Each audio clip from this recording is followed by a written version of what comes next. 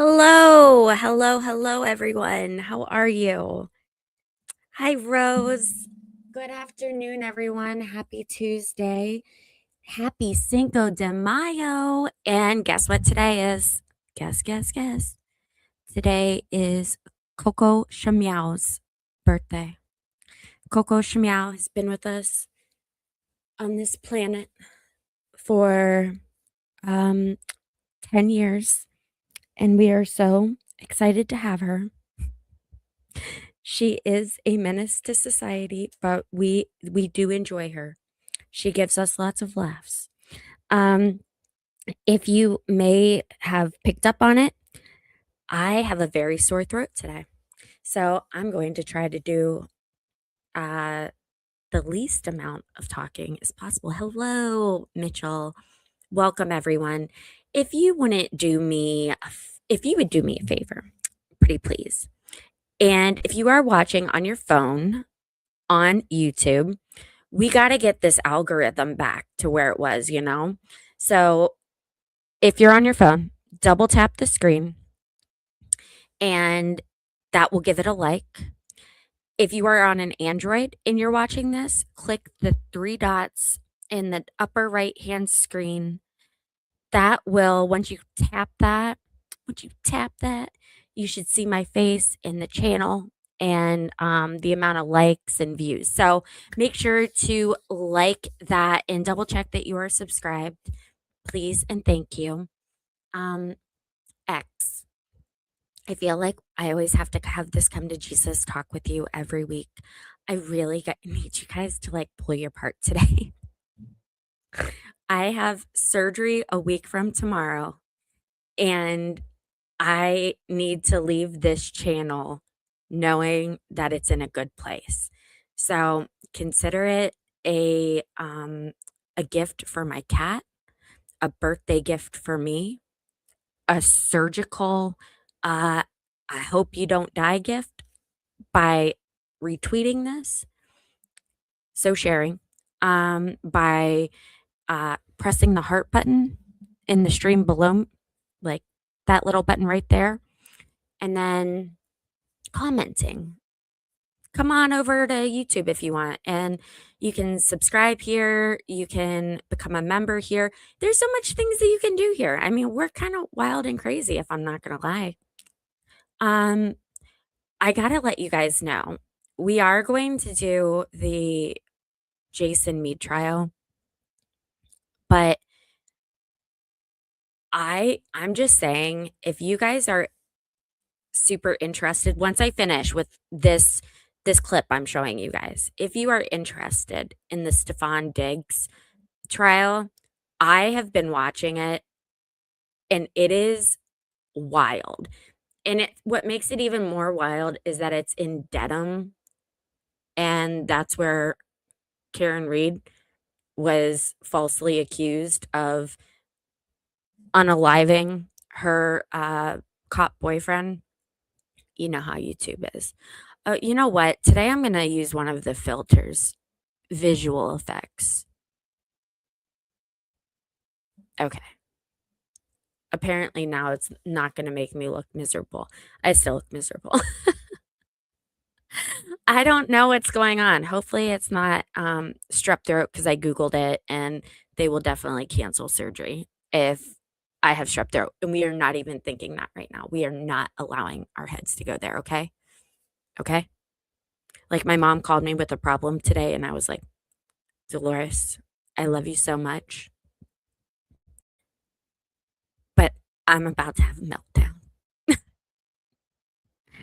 Oh my gosh. So Stefan Diggs ends today. I was watching up until it said I had 4 more hours to go. That must be why there was a clock showing. Okay, no Stefan Diggs. We're just going to focus on this. Hello, Scott, by the way, and thank you for posting all the things. Um, okay, so like I said, just double tap your phone, give it a like, press the heart button on X, share on X, share on YouTube. You guys know what to do. And don't forget to vote. Ohio.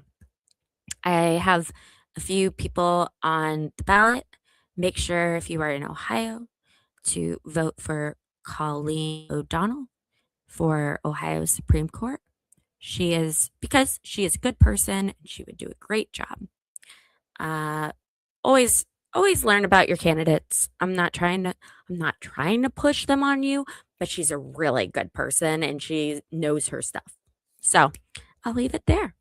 And we are starting off heavy with some defense witness testimony. It's a Tuesday. And with this witness you are going to hear from, he was there that day. And I think he is the witness. Like, they should have just brought in this dude and just dismissed everyone else from his defense. I don't think that they should have messed around with any other witnesses. This guy is everything that we needed to hear. So let's go ahead and get started. With volume. Good morning. State your name for the record and spell your last name for the court report. What's your statement? David A. Youngless Jr., Youngless. And how you employ? Sorry, if you are new here, I do know we have some new viewers over from Facebook.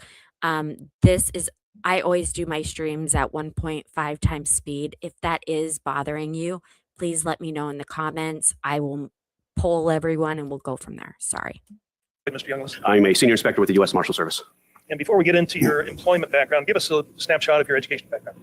I have an associate's in accounting that I earned first, and then I earned a criminal justice degree, and then various trainings throughout my career for the law enforcement field. When did you start your law enforcement career?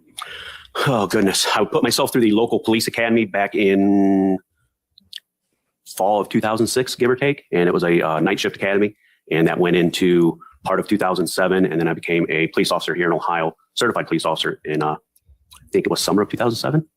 And working patrol? I'm sorry. Working patrol? Ultimately, yeah, I had a few part-time jobs to keep my commission held in Ohio at the time. I don't know if it's still that way or not, but you had to keep your commission held once you earned it and until I got ultimately full-time with the Sandusky Police Department. And how long were you in local law enforcement? Roughly 2.5 to 3 years. And what happened after your career in local law enforcement ended? I got hired with the U.S. Marshal Service. Okay. And what year was that? I officially started with the Marshals up in Northern Ohio in August of 2010. Went to FLETC, the Federal Law Enforcement Training Center down in Georgia, which is where our training is held, in March of 2011, and became a Deputy U.S. Marshal in July of 2011. So it sounds like you're no longer a Deputy U.S. Marshal, you're an inspector of some sort. Yes, sir, that's true. And what's your current assignment? I currently am assigned to the Rochester, New York area. I work what's called for the division now instead of the district. For here in Ohio, it's called Southern District of Ohio. Where I'm at now and assigned to, I'm a considered headquarters employee, and I'm part of a regional fugitive task force, which is an RFTF. We have multiple of those nationwide. My main focus is state and local warrants. I'm commissioned by Congress. That's my main mission. That's what I focus on and can do other things as directed. Is there a threshold for the warrants that the U.S. Marshal Service works? What do you mean by threshold? Does it have to be a certain serious nature in order for the Marshal Service to? Yes, sir. We do violent warrants, robberies, assaults, rapes, kidnappings, child abductions, child sex crime warrants. Everything on the local level is my main focus currently now. We do help out with federal warrants that come out, whether it's FBI, ATF, whoever that has the federal arrest authority and they get a warrant issued, they can request the help and we'll go out and help them with that too. It sounds like as a senior inspector, that's your sole focus with U.S. Marshal Service would be warrants? Correct. Right now, that's completely all I worry about, unless we're detailed out somewhere else, which I do a lot of traveling now too. All right. So other than your current job, prior to being a senior inspector, did you work in the fugitive debt?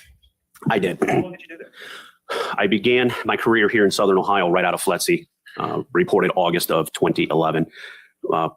My main function at that point was prisoner production, helping get prisoners picked up from whatever local jail we contracted with, getting them to court, taking them back to jail, things like that, multiple other things. Started my warrant career in January of 2017, I believe it was. I was given a 6-month rotation with our task force that we were named SOFAS, Southern Ohio Fugitive Apprehension Strike Team. Did that 6-month rotation, and when that ended, I was given the opportunity by my management to start what we call DFAST, Delaware Fugitive Apprehension Strike Team. It was basically Delaware County, Union County, all the counties above Franklin County. We started another part-time task force, which it took the workload off of SOFAS is what it did, because being in Columbus with the county warrants, city warrants, there's just the neighboring cities of Columbus. It was just a lot of work. So this alleviated some of that workload by having this part-time team. At some point, did you become a team leader for SoFast? Yes, my stint with DFAS ended roughly November of 2019, and then right after that, I think is when I took over SoFast into Columbus team leader. So as a team leader, what are your responsibilities with respect to running and operating SoFast? Continued development of the team, bringing new teams, new team members, which would be task force officers, TFOs from different agencies. I was fortunate enough to get the relationship with Bexley PD. We brought officers on from them at one point. Delaware County probation, all these things we were able to develop and bring on. Wait. On top of I heard the greatest lore last week that I have to share with you guys. Okay, so Delaware County is the county north of Franklin, and Franklin County is where this is going on right now. And Delaware County has put a bench there. I don't know how long it's been there. When I got a parking ticket when I was 17, I don't remember seeing this. When you got a parking or traffic ticket, you had to go to court. Anyways, they put in a bench outside of the courthouse that says not Franklin County. And they did this specifically to let criminals know that they are harder on crime in Delaware County. That is literally the reason they put that on this bench. Like, don't expect to come to Delaware County and get away with things, because it's going to be more of a FAFO situation. I thought that was wild, and I researched it. Yes, that is true. developing and bringing more TFOs on, the case management of it. I would have, at that time, I think I had 5 full-time task force officers. They were given government vehicles, by the Marshal Service, take-home cars, if you will. Managing them, they would be responsible for each of their respective agencies. For any cases that came through, they would go through them. Franklin County, they would be responsible to bring the warrants through the county. Adult Parole Authority, we had 1 full-timer. He was responsible for bringing all the, he was our main POC, if you will, through Adult Parole Authority. Hi, Ariel. ICE, we had a full-time ICE guy with us, so anything they needed, they would bring through him, and so on. Columbus Police Department, the same way. On top of that, we would figure out our cases for the day based on severity, based on priority of what the actual warrant was for, how much manpower was needed for each case. I would have to look into all of that stuff. And then just as importantly, the training of the team in itself, all of our part-time and full-time TFOs, I'd have to get with our training officer and make sure we would have training, at least monthly or as much as possible. Sometimes it was more than monthly. It just depended on what was going on. When our trainer was available, he was a tactical training officer, TTO is what his official title was. So a lot of coordination into just the day-to-day operations, what we need to do, what needs accomplished, and based on the priority of the warrants. Right. So you talk a lot in acronyms. I can tell you've worked for the government a while. A POC, was that a point of contact? Yes, sir. And I think you said TTO? Tactical training officer. So you talked about TFO, and that's a Task force officer. The difference between, so it sounds like SoFast was comprised of both Deputy U.S. Marshals as well as TFOs? Yes, sir. And what's the difference between those two designations?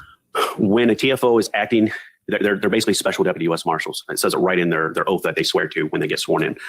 They have the same coverage that I would as a deputy U.S. Marshal. The main difference is I am directly 100% employed through the federal government, through the Marshal Service. A TFO is mainly employed through their agency they work for. If it's Franklin County TFO, then it's through Franklin County. That's who is their paycheck. We supply the overtime that they work with us. We reimburse for the overtime. They still have the responsibilities of their local agency on top of their responsibilities with the task force that they're assigned to. You know Jason Meade? I do. Was he on SoFast? He was. He's a Franklin County Sheriff's Deputy and a SWAT member.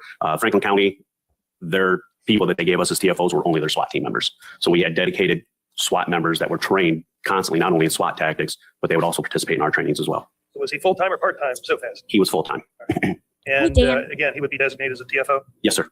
And Make sure let's talk about the equipment up the that screen, guys. Deputy Meade or Mr. Meade would have got from the U.S. Marshal Service. Did he get ballistics vest from the U.S. Marshal Service? No, that would be provided by Franklin County. And does everyone on SoFast wear ballistics vest? Yes. Why is that? Two main reasons. One is for your health. You can't protect the public if you can't protect yourself.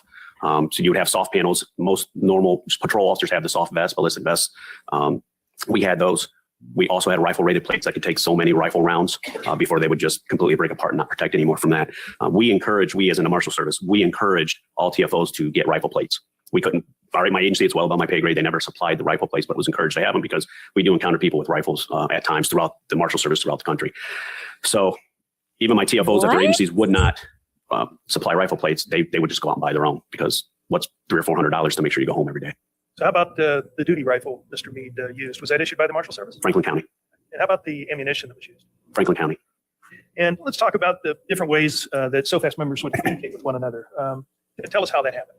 So multiple ways we sometimes. And I'm friends with the Delaware County prosecutors and people in that office. So kudos to you guys. I was very impressed. It's a phone call, depending upon what it is. Sometimes it's a text message. We had a chat through Signal that we would use for main communications. Hey, training this day, or here are the days we're working this day, or whatever's going on. If we're out on the street working, we would use our radios, our handheld radios or car radios. You use a certain channel. Yes, at that time it was a Marshal Service channel. Nobody had access to it but us, so it made sense. Franklin County, APA, whatever the local agency was that was on our task force, we would do an MOU, a memorandum of understanding. The comms guy, communications guy for our radios that was in district for the marshals in Columbus, he would type up an MOU, that would allow for example, Franklin County, their communications persons to put the marshal channels on their radios. That's a radio that sheriff's deputy or that TFO in general always had with them. They always had their radio with them. They're issued radio through their department. It made sense. Put our channels on their radio so they always have it, and we would just get on our channel and use that daily. So communications on the marshal channel, is that something that's recorded? No, sir. And who makes a decision as to whether or not that's recorded? My management and or headquarters for the Marshal Service. That's something that is well above my pay grade again. So you don't make that decision, right? No, sir. People using the radios, do they make that decision? No, sir. Let's talk about the body worn camera. You know what a body worn camera is, don't you? Yes, sir. I have one now. And did the Marshal Service allow SOFAS team members to use body worn cameras back in 2020? No, they were just starting to come out with body worn camera programs, give or take, 2020-ish, 2021, somewhere in there. The Marshal Service, when I say they just started coming out with that program then. It was a new entity at headquarters. They had to get policy written and things like that. So without a policy written of what the TFOs had to abide by and also Deputy U.S. Marshals, we could not use body cameras. All right. So was that nationwide? Yes. All right. So it just wasn't something for SOFAS. It was a nationwide directive. Yes. And so if Mr. Meade wasn't using or wearing a body worn camera on December the 4th, 2020, that wasn't his decision. No, sir. For him to participate or any TFO to participate with SOFAS, they were not allowed at that time. Did the Marshal Service provide Mr. Meade a vehicle? Yes. It was a Ford F-150 with complete lights, emergency lights and sirens on it. Now, you said that as a Deputy U.S. Marshal, you would have attended, or you did attend FLETC. Would TFOs attend FLETC? They wouldn't go to FLETC per se, but our TTO would put on multiple trainings throughout the year, shoot, don't shoot scenarios, entry scenarios. In Columbus, we were fortunate enough to do a TTO HRFA, which HRFA stands for High Risk Fugitive Apprehension, HRFA. We actually put one on in the Columbus area for our whole district for TFOs one year. I cannot remember the year that was offhand. I want to say it was maybe 2019 or so, but I just can't remember. But it was great. We taught. I'm a firearms instructor for the Marshal Service also, so I participated as an instructor for it. And on the range day, we showed how shooting into a windshield of a vehicle, how it affects the trajectory of a bullet. Conversely, from shooting inside a vehicle out, how it affects the trajectory of the bullet and the sounds and the percussions and the glass particles and everything. We also showed them how shooting an AR, the rifle that most police departments use today, how many rounds it would take to get through the pillar of a car. It was how much protection a car can be. So a lot of things for just not out on the street, but interior shooting wise too. So how much training per year, if you can determine that, is a TFO exposed to if they're on SOFAS? Per Marshal Service policy, every TFO is required to do 12 hours minimum, the bare bones to get through to have training. 2 hours of open air takedowns or arrests, 2 hours of ops planning, 4 hours of structure entries, which could be a courthouse, a school, a house, a business, and then 4 hours of vehicle tactics, which is pinning a vehicle and making the arrest at that point. That's just the minimum requirements. I know in Ohio at the time, we did a lot of training up until COVID hit, and because facilities were hard to get to and various other reasons, it was just hard to get everybody to do the proper training. You touched on the shoot, no shoot training that you put on for the TFOs. Tell us about what that is and why is it important? We would typically we have what's called simunition guns and simunition ammunition. Basically, the guns, sim guns, are pistols that look like our duty issued Glock pistols. They're blue in nature and they fire little bullets. The simunitions, it looks just like a regular 9mm bullet, except it has a little ball of paint at the end of it. Various colors, color doesn't matter. And the purpose of that is it's paint compliant. So if you've been shot or not. And there are times we would have, one of us would dress up as the bad guy in a house hiding. And the TTO would set up a scenario. You're looking for John Doe. He's got a warrant for domestic violence. He has a gun history, and he lives here at 123 Main Street. This is his first party. He's inside. It's been confirmed. Go find him. And so we would take the team and do an entry into the residence, the training residence. And sometimes the bad guy would have a gun and be completely compliant with commands. The TTO would tell us that, hey, you're the bad guy. They're going to tell you what to do. You do it. You don't argue. You don't do anything else. And that helps us train on a compliant fugitive with a firearm. And then there are other times he'll switch it up and say, you're not going to listen. Do whatever you want. You're not going to jail today. And then as the bad guy, we would get to decide if we want to shoot our guns and shoot at the police officers or not at that point. And if we did hit them, and the TTO would see it. Even if we didn't hit him, but the suspect would shoot, the TTO was going to be there. He's out of role, but he would say, you just got shot in the leg, or he'd smack your leg or something like that. So now you're not only addressing the threat that's in front of you, but you know you've been hit, and now you have to address yourself medically to survive at that point. Then you work through the processes of having to do that. You familiar with action versus reaction? Yes, sir. Which is faster? Action is always 100% going to be faster. Reaction, you have to, there's a thing called an OODA loop, OODA, observe, orient, decide, act. Everything, I could jump out of this chair and then you all have to observe it. You'd have to orient to what I did. You have to decide on what you're going to do, and then you have to act on it. What do you need to do because I jumped out of this chair all of a sudden for no reason? Everybody has an OODA loop, and it takes time for all of that to process. How much time? It depends on the person. Everybody's mindset is different. Everybody's brain is different. Everybody trains differently for scenarios like that.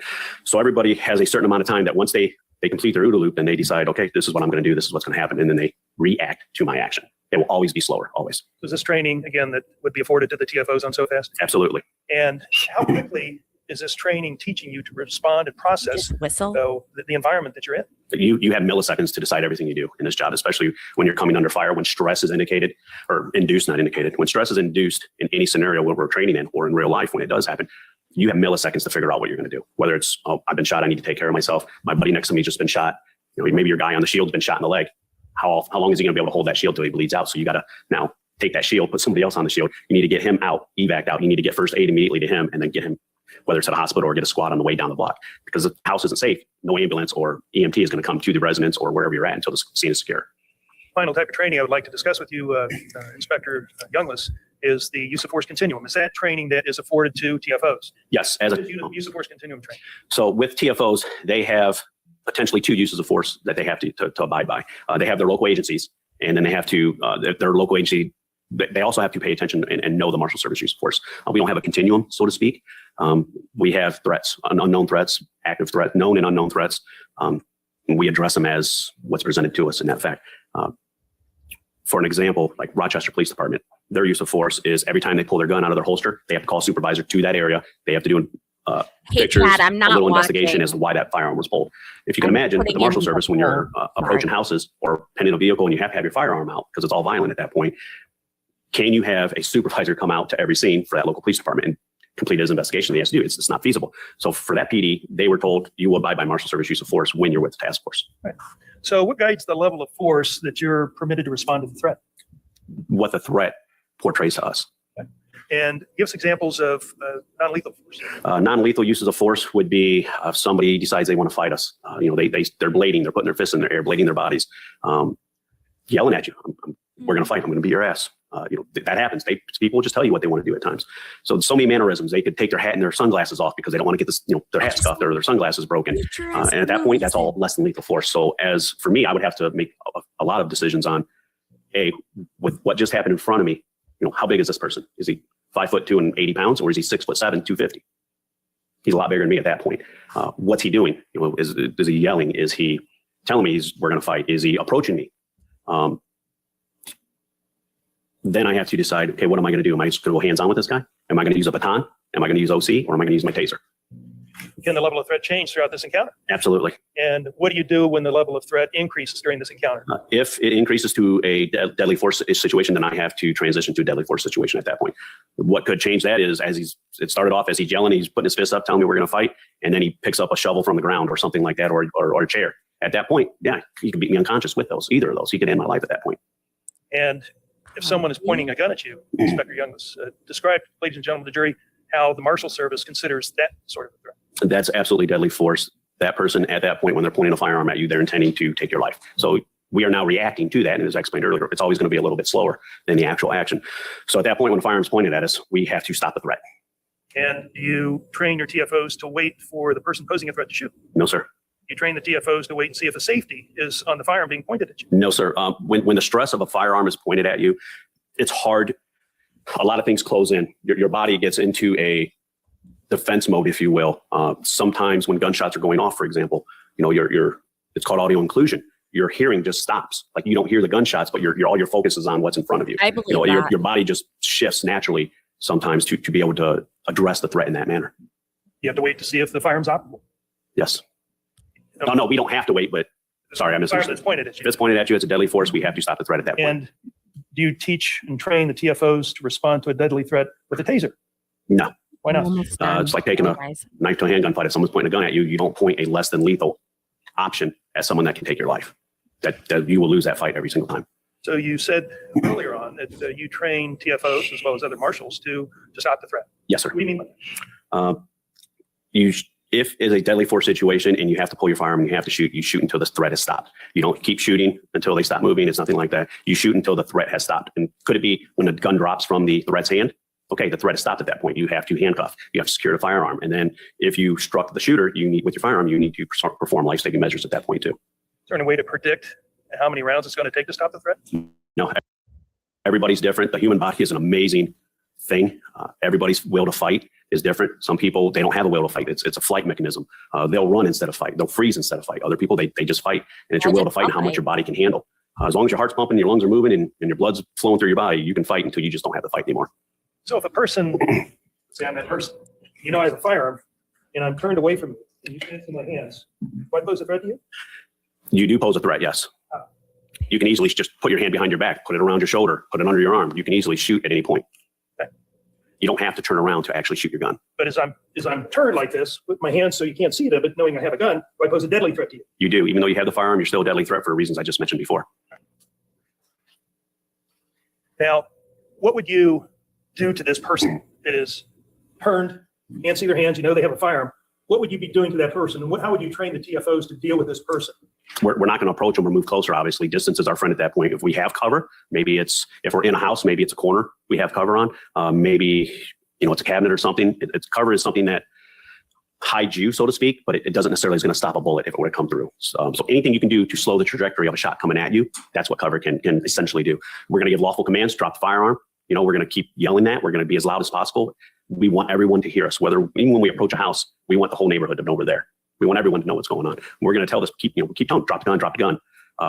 Hopefully they do at that point. If they do, then we can go ahead and effect the arrest at that point, take them to custody. If they don't, we're still waiting to see what they do. At that point, if they're just standing there with their backs to us and they haven't made a motion towards us with the gun, I still can't do anything at that point until that motion's made. But if he, with that gun in his hand, goes to turn towards me and starts pointing at me, then I'm allowed to use deadly force. So when that person's facing away from you, hands unknown to you, knowing the person has a gun, you cannot use deadly force unless that firearm comes in your direction. To me or a civilian, to anyone else. If they were with their back to me and there's someone standing at their left and go to point that gun to that person, I'm allowed to use deadly force at that point too, because I have an obligation to protect the public. Inspector Youngless, you said a moment ago you might want to seek cover. Is cover available in all circumstances? Not always. Not always. The cover's a luxury if you have it, but it's not always there. 100% correct. How do you instruct SOFAST TFOs and Deputy U.S. Marshals on SOFAST as to treating everyone to be a threat? So there are two types of threats. There are known threats and unknown threats. Threats can be inanimate objects, meaning you could be in a house, come to a closed door. That's an unknown threat because I don't know what's behind that door at that point in time until I go into that door. I could have an open door. That's a known threat versus the closed door because there's an open door I can somewhat see in that room. When it comes to people, I could just be interviewing you I'm looking for your son or a family member, and I'm interviewing you and I can't see your hands. At that point, you are an unknown threat. I don't know what your hands are doing. You could have every intention to be talking to me great at that point, and then all of a sudden decide you want to fight. Now you're a known threat at that point. So you're trained to treat everyone as a potential threat? Potentially, yes. And that's how you train the TFOs? Yes. Let's talk about December the 4th of 2020. Were you the SOFAST team leader? Yes, sir. All right, so walk us through how a typical day begins with SOFAST and working warrants. Typically Mondays was our office day just because of all the local warrants. Sometimes somebody would get picked up on the weekends through the various agencies that were partnered with us. So it was nice to get in. Everybody that had their cases, with all the TFOs, they would check their caseload, see if somebody got picked up or not, was booked in the local jail. Then we would typically talk about, hey, we had a conference, a big table in our office. We would sit down. What do we have for the week? What's the priority? What do we need to do? Various reasons. We would prioritize the warrants. Depending upon how serious the warrant was, if it was a murder warrant and known to have a gun, then yeah, I'd like to have a lot of people available for that. So I would have to, although it may be a priority warrant because it was a murder warrant, we may not be able to do it right away because I don't have the manpower that particular day because people take vacations, people get sick, people get hurt at work and they have to miss time on it for that. So I'd prioritize the manpower and the caseloads that we had, and then we would work the cases at that point. Now, let's assume that we're going to go work a warrant today. I assume your day is probably 3 or 4 hours old by now. Yes. And would there be a briefing that would start the day? Yeah, depending upon the location of the first warrant, we might even meet at our office first thing in the morning, brief it right there, go out to our cars, gear up and roll out. Sometimes we'd go to a county that's an hour or 2 hours away and help out with that. So then we would drive out to that area, get somewhere near it, find a nice safe location, brief it, go over obviously the fugitive's name, what the warrant's for, who owns the warrant, meaning what agency put the warrant out there, go over their criminal history, if they're known to have weapons or guns. Dogs are important. Nobody wants to get bit by a dog, cops included. What vehicles they may or may not drive, who else may be living in the residence with them. Lame. Girlfriends, wives, spouses, kids, are kids involved? That's just some of the examples of things we discuss relating to the residents. So all this information is unearthed through the investigation before the warrants worked? The warrant will initially get entered in our system. It's called capture. We would get what's called a FID at that point once we enter it in, and a FID is a federal ID number. Every case we adopt has to have a FID tied to it. Once we get that FID, then the TFO that's in charge of that case, he will start his case workup. All the things I just mentioned, that TFO will start digging into all of that, see what he can find. As many answers as they can find to those questions. Sometimes they don't hit everything, and during the briefing, he might not even mention about a car, and one of us may say, well, does he drive a car? Oh yeah, shoot, he does drive a car, and this is what it is. So the briefings are nice because it gives the rest of the team time to possibly ask questions that the TFO just forgot to address. And that's not a bad thing. That's what the team aspect is about. So is this the process and procedure you remember occurring on December the 4th, 2020? Yeah, when we started today, absolutely. How many warrants, if you remember, how many warrants were being worked that day by the Marshal Service and so fast? I couldn't tell you offhand how many we had scheduled. I know the night before that day, my Delaware County full-time TFO calls me and says one of the detectives up there had a warrant just come out for a rape case.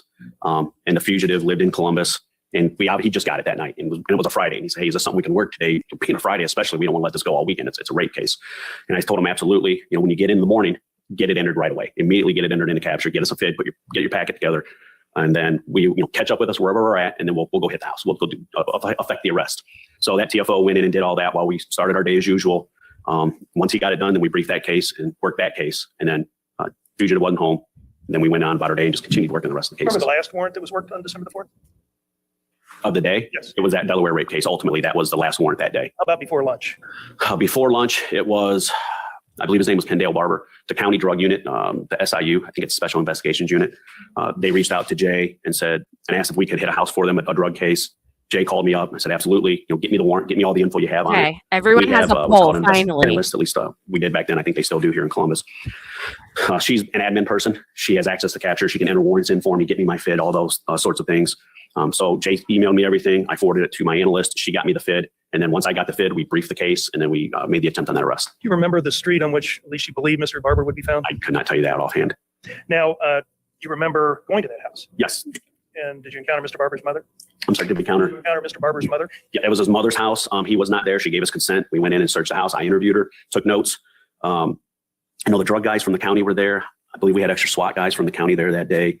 And normally the TFO that has the case, because that would have been Jay's case, they do their own interview. They take their own notes to type up the report for the Marshal Service. At that point, it was called a USM 11. But being as how we had some SWAT guys there, it makes sense to have your SWAT guys do your entry in your house versus guys that aren't SWATs. I'm not a SWAT member. Never will claim to be one. Never will be one. But I had SWAT available. I will always use SWAT to go into any house versus just me and my TFOs. So Jay was still a Franklin County SWAT member also. So he helped the SWAT guys clear the house. When you're saying Jay, you're referring to Jason Meade? Yes, sir. So the Barber warrant became Mr. Meade's warrant? It was ultimately his, yes.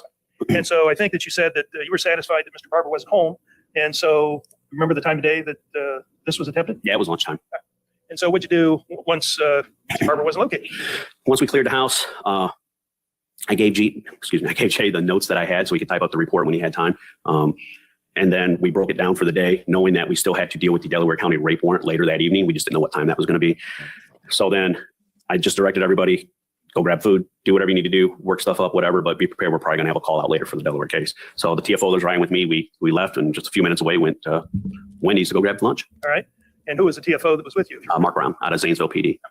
So the other TFOs or deputy U.S. Marshals that run so fast were instructed to get lunch, go back to the office, and wait for the direction, right? Basically, yeah, do whatever you need to do at this point until you get the call that we need to respond to the Delaware case. So you're at Wendy's. You go inside, or are you in the drive-thru? No, drive-thru, because I still have all my gear on. I rarely will take my tactical vest, my thigh rig off at a location or in an area that we just attempted an arrest at. I rarely will ever do it. That's really smart. It's just an officer safety thing. So we got a little bit of ways away, went through the drive-thru, figured we were going to pick up our food, run back to the office, and then I take all my gear off at that point, which I knew was a secure location, or at least secure enough for us. So I still had all my gear on, my radio on, in my ear. Okay. So how far away is Wendy's from Mr. Barber's house? So very close, just a couple minutes, give or take. So you're in the drive-thru. You placed your order? The lady just came through the intercom. So, can I help you with your order? And I had to tell her to hold on a minute. And what happened when you said, hold on a minute? I heard Jay on the radio say that there was a guy. Present sense impression. What'd What'd you hear? Jay came on the radio and said, hey, I just had a guy drive past me waving a gun and pointed at me. And when you say you came over the radio, what channel were you on? The Marshal Service radio, or channel, excuse me. And so could other law enforcement hear this transmission? Only task force members could. And how did you know it was Jason Meade? After working with people for a long time, you learn their voice. It's no different than, you learning your spouse's voice, your kid's voice, your mom's voice, your dad's voice. You know the voice after spending the time and hearing it so often. And, with all the full-time members, especially, they were at the office all the time. So we're always talking. We're always getting to know each other. We're always working cases, discussing cases. So I knew 100% it was Jay at that point. Did the transmission concern you? Very much. Why? I've got not only a teammate, but there's an officer that's with an excited voice saying someone's pointing a gun and waving it at him as they drive by. So that's an officer safety risk. And it's also a risk to the public. If they're going to do this to a police officer, my immediate mindset is, who else are they going to do this to? So what was your immediate response when you heard Mr. Meade on the radio? I actually looked at the TFO next to me and I was shocked. I was like, did I just hear that right? And he says, yeah. So I said, Jay, repeat. And he repeated it again. I said, where are you? He said, same street, which told me we were still on the same street from the barber case. And then I got on my radio and said, anybody that still has your radio on, get back to where Jay's at right now.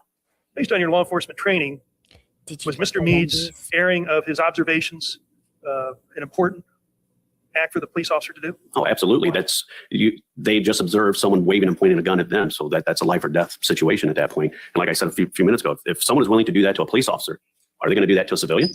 Odds are, yes, based on my training and my career. So you were a patrolman for a while? A little bit, yes, sir. And if you observed that or experienced that, would you want to investigate? I would have a duty to investigate it. Would you want to pursue that person? Would have a duty to pursue that. Why? Part of being a police officer, whether you're local or federal, is you have to protect the public. You have to protect the public. We are the ones that rush towards the danger. School shootings, a business shooting. We could go in the media and just look at all the examples just in this area alone. And we have an obligation to respond to that threat and stop the threat. Can there be any more serious threat than a person waving a gun in a car pointing at other people? A deadly threat is as serious as it gets. So would you agree that generally that the U.S. Marshal way is slow and steady? When we make approaches when we enter structures, whether it be a house, a school, a building, unless it's an active shooter situation, which that's completely different, our method is slow and methodical. There's no point for us when we're looking for a fugitive that is hiding in a house. There's no reason for us just to run through that house like a bull through a china shop and just bypassing open doors and couches. People hide in couches. We did training scenarios in FLETC where someone was hiding in a couch. And I never would have thought in a million years to check the cushions of a couch. People will hollow out walls in a house. So there are things you can look for. I bet that are changes in a home Slim. that you can find someone hiding. In a bathroom where your toilet paper roll is stuck drilled into the wall. I've seen a hideaway door there. You just pull that off and there's a hiding space right there in the wall. So rushing through a house does no good for our approach to find a fugitive that could be hiding. So we do slow and methodical, take our time. If we have confirmation our fugitive is in a house and we don't find them, we do a secondary search, sometimes a third search because there's a hiding hole somewhere. You ever hear of exigent circumstances? Absolutely. Describe for the ladies and gentlemen of the jury what exigent circumstances are. Could be the active shooter I just mentioned a few minutes ago. With all the school shootings that have happened, obviously that would be an exigent circumstance. So you have to go to find the shooter at that point. So the slow and methodical approach just does not happen. It used to be, when I first started about 19 years ago, it was, well, you wait until you don't ever go into an active shooter by yourself. You don't do it. You got to at least wait till you get 2 or 3 more people with you. That has since changed because now you give that shooter more time to kill more people, hurt more people. So we are now taught and have been for a number of years, active shooter or exigent circumstance, you need to respond right away as safely as you can, but you have to respond. You have a duty. Would you categorize a person who pointed a gun at a police officer who then got in or was driving his car when that happened, parked the car and got out of the car and is eluding police officers? Is that an exigent circumstance? Absolutely. Where are they running to? That's the first thought that comes into my mind. It was my impression Jay did not know who this person was. I'll sustain as to that and move it straight. Okay, go ahead. Typically in an exigent circumstance, you don't always know who the suspect is. And if they're not stopping to your sirens and your lights when they're on, and then they get out of a car and start running, they're still not listening to your commands. If they go towards a school, a house, an office, whatever the structure is, you don't know where they're running to. You don't know who's in that structure. You don't know who may not be in it, maybe an empty place. You don't know that if you don't know the person you're dealing with. And at that point in time, if it's exigent, you typically don't know who you're dealing with. You talked about lights and sirens. What other ways does a law enforcement officer have to make himself identifiable to the public? On our tactical gear, we'll have patches. We were issuing, the Marshals, when I say we, the Marshal Service was issuing a back patch that had a reflective part of it where if light was flashed on it in the dark, you could still see it. It was a U.S. Marshals Task Force or Task Force officer. There are patches on your front you can put on, police, badges for your local agency, things like that. So from what I think you just said, if it's an exigent circumstance, slow, methodical's out, you have a duty to go. Yes, sir. How about if it's just you? If your team is not available? It's if the suspect is now jumped or got out of a car that they were in and they're running towards a structure, you don't know who's in that structure. You have a duty to protect the civilians that are in that structure if there are some in there, and you don't know unless you pursue. Right. So you hear Jason Meade on the radio. Sounds like several times. Do you hear any more communications from Mr. Meade on the radio other than the ones you've already told us about? No. Once I got on the radio and told everybody that could hear me get back to where Jay was at, it was just a matter of minutes with lights and sirens on in my vehicle to get across Morse Road. Is various parts of the day is just horrible with traffic. So once I got through traffic and got there, I don't know the exact location other than it's that street. So then I'm looking for Jay's vehicle. Then at that point, I'm looking for, and just because where his vehicle is at, it doesn't necessarily mean he's right there. If he's in a foot pursuit with someone, excuse me, I have to now, as we're driving by houses, me and the TFO, look in between the yards of the house. Is this okay? Do we see anybody running? It doesn't necessarily have to be Jay or another officer. It could be somebody just running. And that's a clue that, okay, maybe that's the fugitive, because I don't know what the fugitive looks like at this point yet. So there's a bunch of factors we're looking at, but my main thing I'm looking for, okay, where's this truck at? That's going to be the best indicator, at least where to start to try to find Jay. Do you know if other SOFAST team members heard your radio transmissions or Mr. Meade's? I'm not asking the content, just whether they heard. They objected. Yes. Okay, so now's a good time to remind everyone, if you are on your phone watching this, please make sure to double tap your screen. And if you are on X, if you could please share this, retweet, comment on YouTube as well. That would be superb. We are 8 days out from surgery. Today is Coco's birthday. My birthday is on Thursday. We got a lot going on this week, so all in preparation for the big stuff next week. So I appreciate your help. Thanks, You guys. rephrase the question. Thank you. Did other SOFAST team members show up to the location where you saw Mr. Meade's vehicle? Yes. How many? Not counting Jay, I believe there were 7 counting myself. This would have been after your radio transmissions, Yes. after Mr. Meade's radio transmissions. Yes. And were you the first on scene? No. TFOs Rosser and Yukovich were the first 2 there. They arrived just before I did. And who came after you? Who arrived after you? Let's see. Actually, and TFO Barnhart was also there prior to me. So TFOs Rosser, Yorkowicz, and Barnhart were there right before me. Then myself, TFO Brown, and then TFO Hawkins and Gordon arrived after me. And they would have already left for the day per your instructions. Yeah, everybody kind of scattered to the wind, waiting to see when they're going to get called back out. Then they reappeared to the location where Mr. Meade's truck was found. Yes. So what is your primary responsibility, Inspector Youngless, when you arrive on the scene? I have to assess the scene, assess the area based on what little communication I had with Jay just prior to my arrival. After you assess the scene, what'd you do? I find his truck, lights are still on. I see him standing there. I only see Jay. I see Rosser's, he was a full-time TFO through Columbus Police Department. I see his truck there. I knew TFO Yorkowicz rode with him that day. So naturally I'm thinking, well, I've got Jay standing here by his truck. I've got 2 other TFOs somewhere that I don't know where they're at. And I did not see TFO Barnhart's vehicle at that time. So then my first thought is, where are these guys at? Where are my people at? So I approached Jay. I asked him 2 questions. I asked, are you okay? Because I don't know what all just happened because we had radio silence. He nodded yes. And I asked him, did he pull a trigger? He nodded yes. And that was, stay right here. Don't move.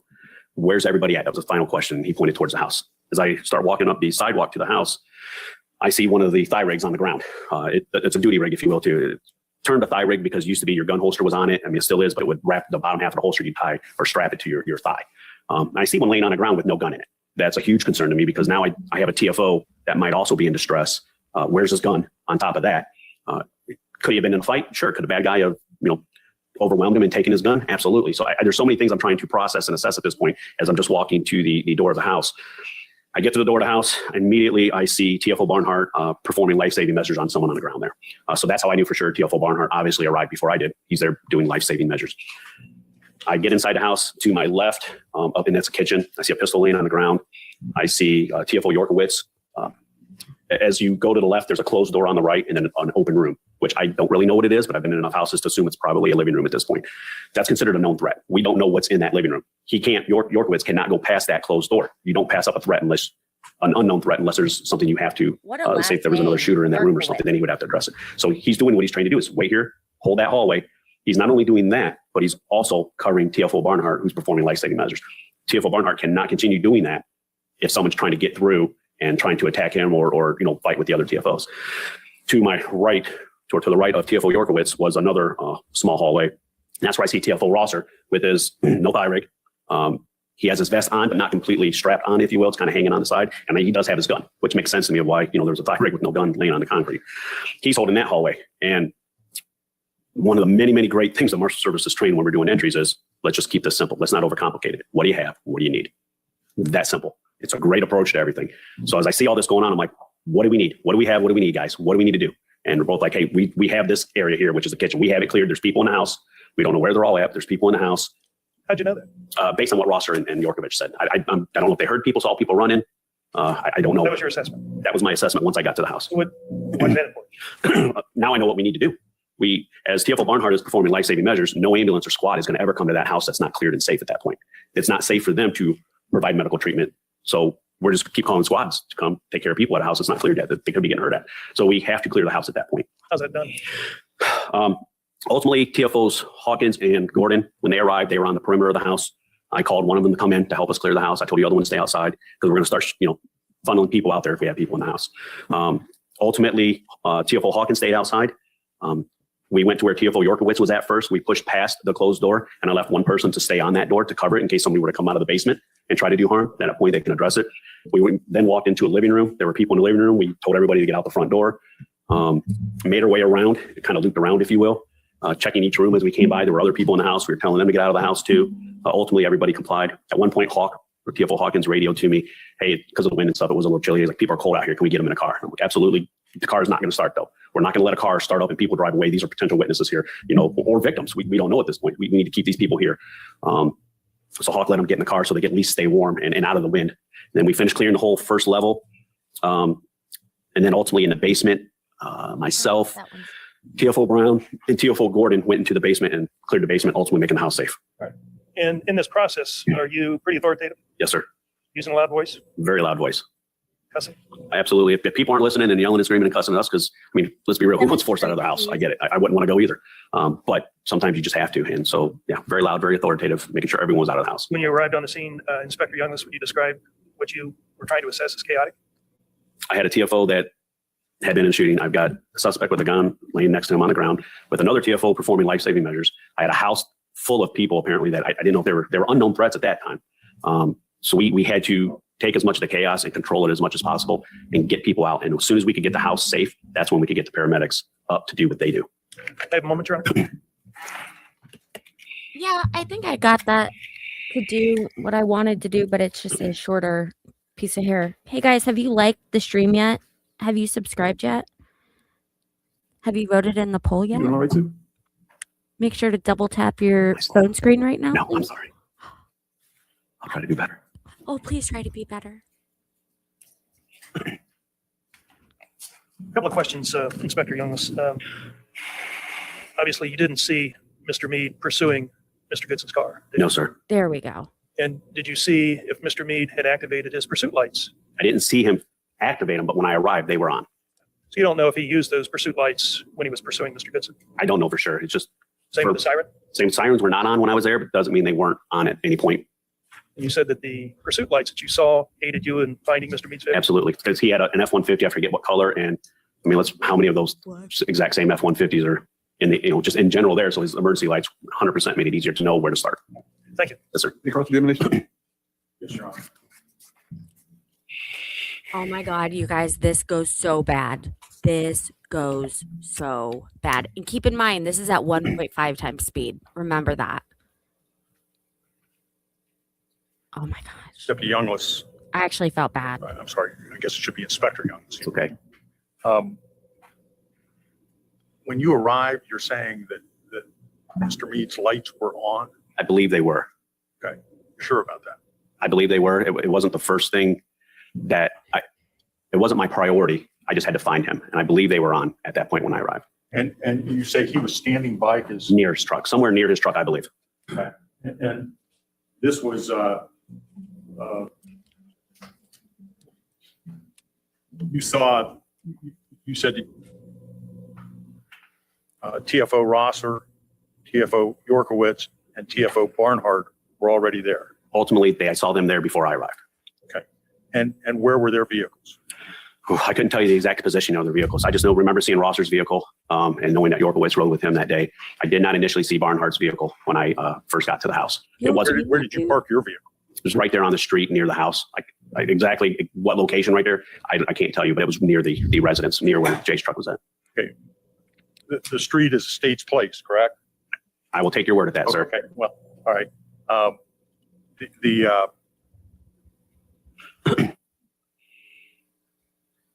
Hey guys, don't forget to retweet this. Give it a heart on X. That would help me a lot. When you, I mean, are you parked in the middle of the street or are you parked to the I side? had my emergency lights and sirens activated upon arrival. When I got Left them there, on? I took the sirens off because that just adds more chaos to the scene. But I left my lights on at that point. Left your lights flashing because that's the way you had proceeded to get there. Is that And correct? it helps others that are responding from local law enforcement and or paramedics. Were there marked cruisers there already? At that point, I do not Why believe did so. I not see this First come arrived. up? I do not believe so at that point in time. I haven't seen any of these. Typically what we do when we have a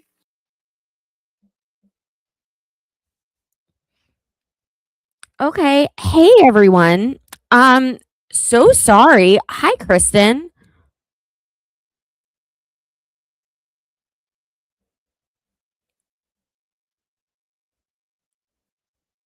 I'm sorry. I'm looking at like what how did I miss all of these messages? Okay. Hi everyone. Welcome. I'm so glad that you guys could join us today. No idea what that was all about. I'm glad that Stefan Diggs was found not guilty. That oh my god, that girl. And she didn't have the stuff to back it up. And I'm so happy. Thank you so much for being a member for 1 month, Rose. Rose, by being a member for $7.99 a month, she is able to access members only live streams. She's able to access members only content, members only emojis, and I always forget the members only perks, but they're perks, and all of, as I've been saying for months, all of that money goes directly towards the medical expenses that I have piling up. I got one today for $800 for one ultrasound, because that makes sense. Okay, so I appreciate my members. I put it on the screen if you are interested in learning more about becoming a member. Scott right here, that comment, that is the way, my friends. That is the way. Now I can't find the comment that I had before. We're gonna get through this, but this is some really rough.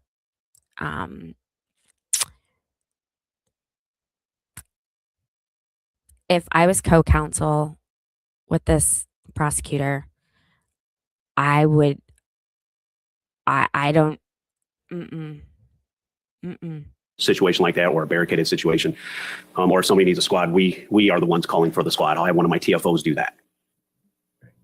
And clearly you weren't present when any shooting occurred. No, sir. So you did not witness any kind of an encounter that Mr. Meade may or may not have had. No, sir. There we go. You've talked at length about training, and you've talked about threats, and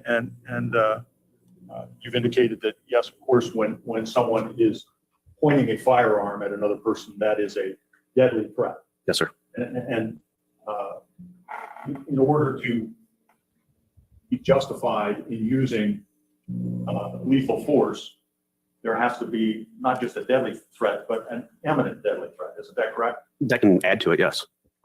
Well, isn't that correct? That just the existence of a deadly threat is not justification for using lethal force unless it is an immediate. Well, a deadly threat could be you pointing a gun at me right there, and that's justified. So if you want to add the word, Don't speak over each other. I'm sorry. And that would be an imminent threat if I pointed the gun at you. sure. Now, if I have my back to you, This judge. that's not an imminent threat. Depends. What are you doing if you have a gun in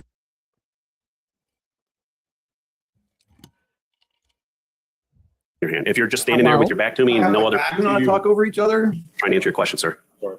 If I have my back to you, whether I have a gun or I don't have a gun, at most at this point, I'm a potential threat. Is that correct? You are a threat, but there are facts that need to be known also that you just took out of it. And you said may or may not. So the facts would be, if you're standing there with your back to me and there's no gun in your hand, you're an unknown threat at that time.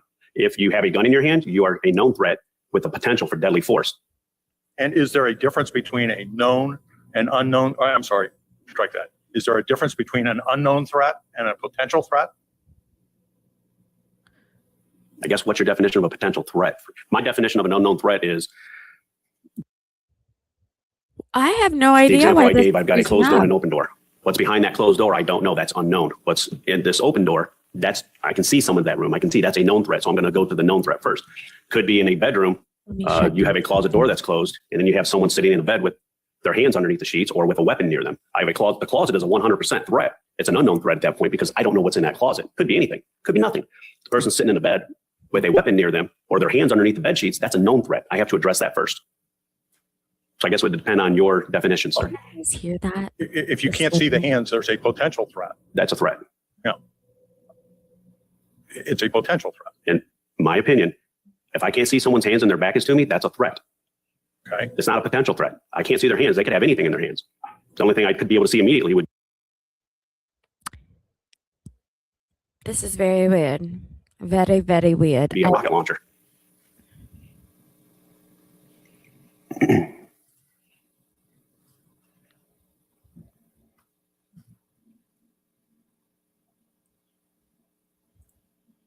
Okay, let's talk about the way that you train and operate.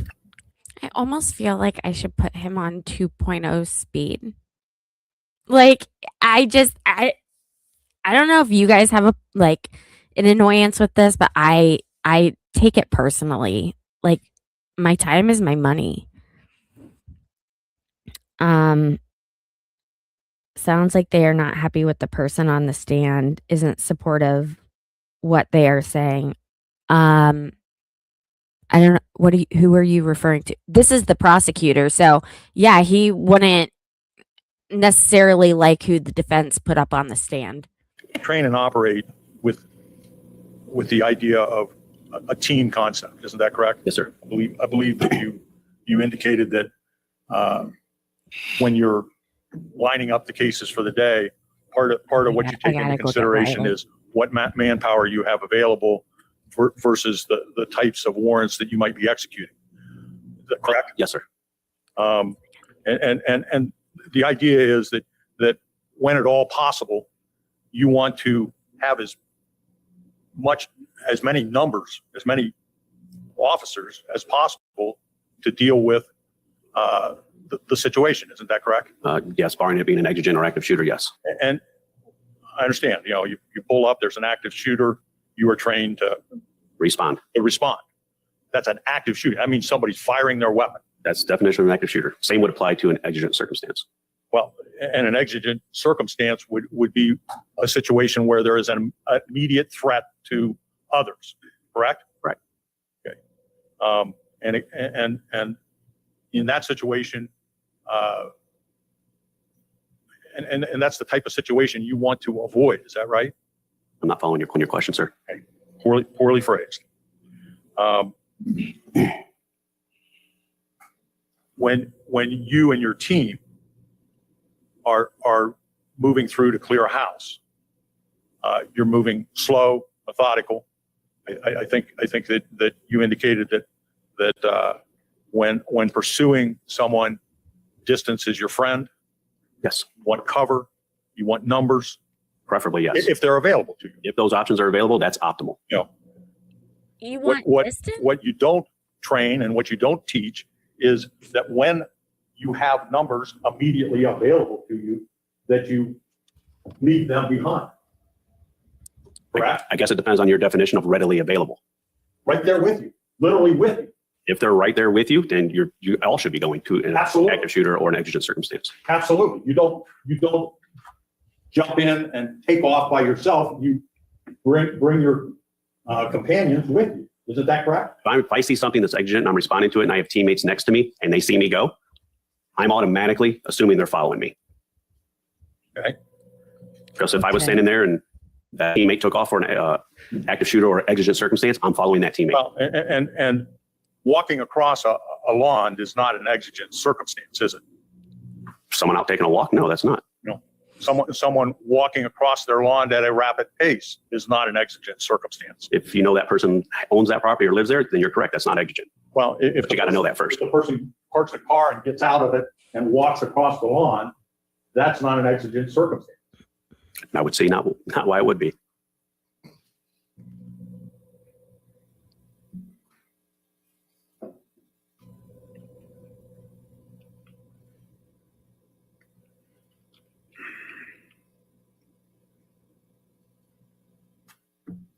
Now, and my understanding is that you had instructed Mr. Meade when you arrived, stay here over in the area of his truck. Yeah, just stay here.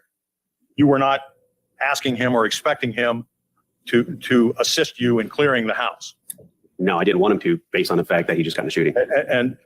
And while you were making your initial approach to the house, even though you indicated that you weren't sure that there were other police officers arriving, the air is filled with sirens as police are responding. Isn't that correct? Emergency sirens are made to be loud, so they might have been on the way, but were they physically right there when I got there? They weren't there yet. They were on their way. I understand that, but we're not talking about one siren.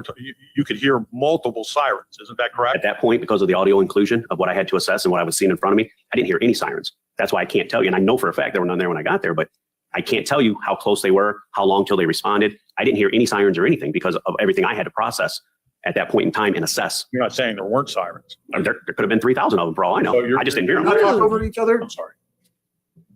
Apologize. So you're saying that as you're taking in everything, you didn't hear any sirens. Correct. That was not my priority to listen to see how soon other officers are going to be responding. That was not my priority. That wasn't important to you? It's absolutely important. But what I have to assess when I arrive is what do I have? What do I need? And at that point in time, I had, as I explained, I had Jay standing there. I had a TFO's gun belt, thigh rig, laying on the ground with a gun missing.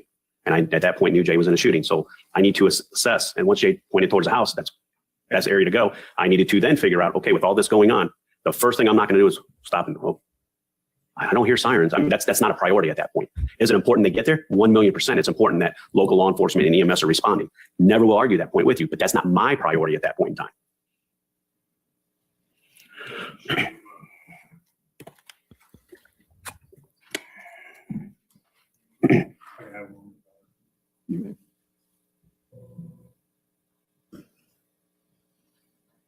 Oh my God, this is what I wanted to show you guys. I totally forgot about this. Oh my God. Okay, I have even better testimony coming up. Yeah. And by better, I mean like I don't remember this testimony from last trial. So just hang in there with me. I promise.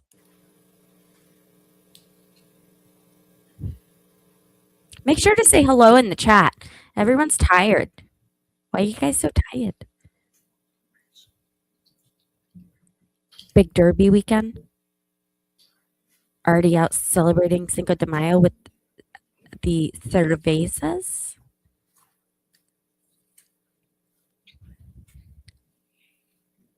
Yes, we can get one right now. Ladies and gentlemen, we're going to take a 15-minute break. Do not discuss this case among yourself. Do not permit anyone to discuss it with you or in your presence.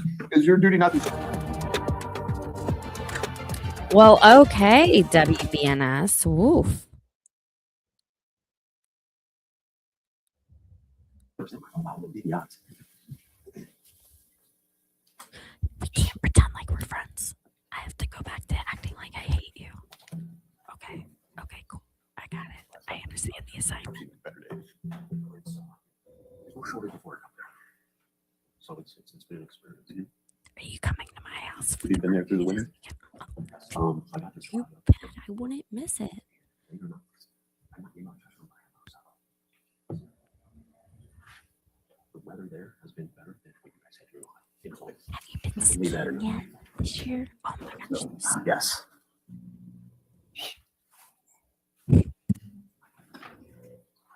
All rise. Oh my God. What is wrong with you, YouTube? What is wrong with you?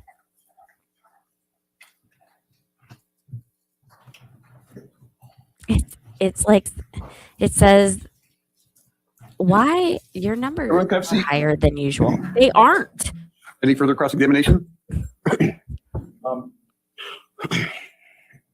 Oh, Youngless, what kind of vehicle were you driving that day? Oh, goodness. I think I can't remember if I had a Durango or I had a minivan then. I don't remember which I had. I only got And they're not similar. Show 150,000 my views interest last in month. automobiles. Is a Durango like It's a smaller SUV. I think like a black Durango? dark colored black. I think that's what I had then. Don't perjure me on that one. It was a Marshall's vehicle, 100% emergency vehicle, undercover vehicle, so it had all the lights and. light sirens. And if you recall, what kind of vehicle or let me put it this way, do you recall that Officer Rosser was driving a pickup truck? He had a Ram, Dodge Ram. And Now, Dram. TFO Barnhart also had a Marshall vehicle, is that correct? He did. And it was a truck as well? Some sort of a pickup truck? It could have been that, or maybe he had an SUV, but it might have been they had an SUV and then went to the pickup truck very close to that time frame. So it was one of the two. I just don't remember what he had. Okay. I'm going to show you what's been previously marked State's Exhibit. I think we're gonna try some Advil cold and sinus. Maybe that'll help my throat. I don't know.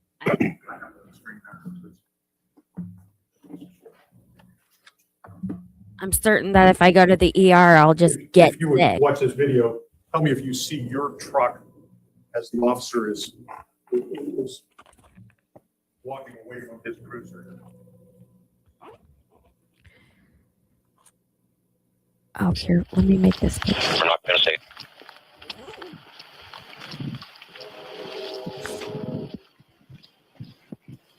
Is that your truck or your vehicle along the western side of the street behind the cruiser? That doesn't look That like, black one? that doesn't look That like a doesn't look Durango. like yours? Do No, not talk over each other. I'm sorry, Your Honor. that doesn't look like a Durango. So Okay. I'm going to say no. Okay. I'm gonna watch this. Make sure nobody comes out the back. Hold on, 17. He's had it up to here. Are you on the freezer? Up to here. Negative, sorry. Boy, why are you apologizing?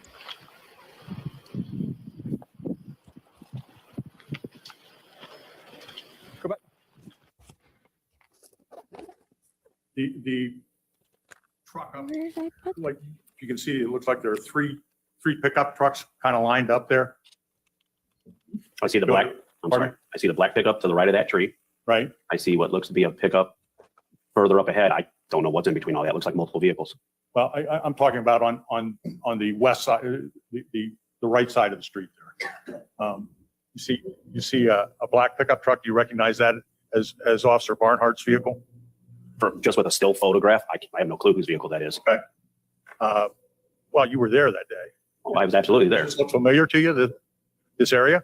I see there's a TFO standing behind that tree, and I was already in the house or approaching the house. Actually, I was already at the house. By the time that TFO was standing there, I was already at the house. Right. So if you're just right now, what I see is the pickup you're asking me about, a still photograph with no lights on that pickup. Okay. So I can't tell you if that's your truck. Okay. I'm not trying to be difficult. I just You'll recall. Sorry, Your Honor.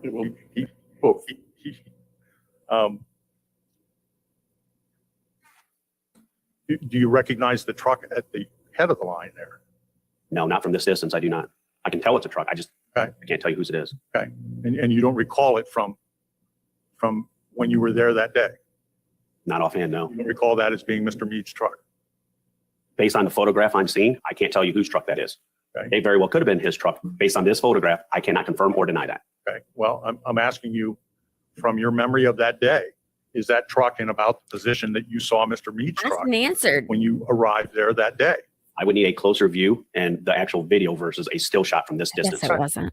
to confirm or deny that. I found a way around it.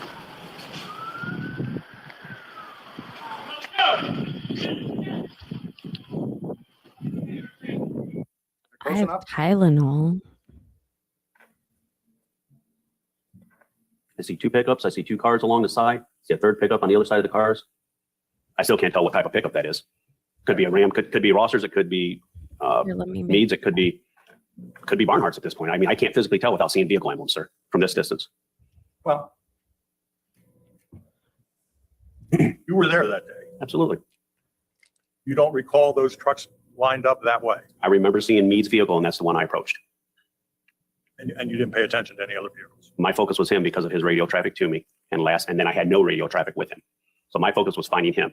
I had no idea if any other TFOs were even there until after I got there and started approaching the house. that seems reasonable. So, gentleman is exiting the house. Do you recall when you began clearing the house? That was at that point we started pushing people out of, not physically pushing, but commanding people to exit the front door. And the first one that you ordered out of the house was a gentleman in the living room? Honestly, couldn't tell you who it was based on this body cam. Yeah, it looks like it's a black male, but I couldn't tell you who it was at that point in time. Well, from your memory, not from this, but from your memory, who was the first person that you ordered out of the house? I couldn't tell you who it was. You don't know. It was a human. I can tell you that. Well, actually, a dog was the first thing to exit the house. A But humanoid. other than that, I don't know. What was the first? I believe dogs started coming out at some point because I radioed the dog's going to come out. It kept going to the door and coming back. But I don't know who came out of the house first, male, female. I don't know. Because my focus me and my TFOs are giving people commands to exit the house isn't to physically watch them leave. There's more of the house that needs to be cleared yet. So we made it to the living room first. There were people there. We started ordering people out of the house. How many people were in the living room? I couldn't tell you offhand, sir, how many there were. My focus is 20? there was a handful of people. I couldn't give you an exact number. There's no way I can give you an exact number. More than one? More than one, less than 20. I'm confident with saying that, sir, Okay. with 100% certainty. If-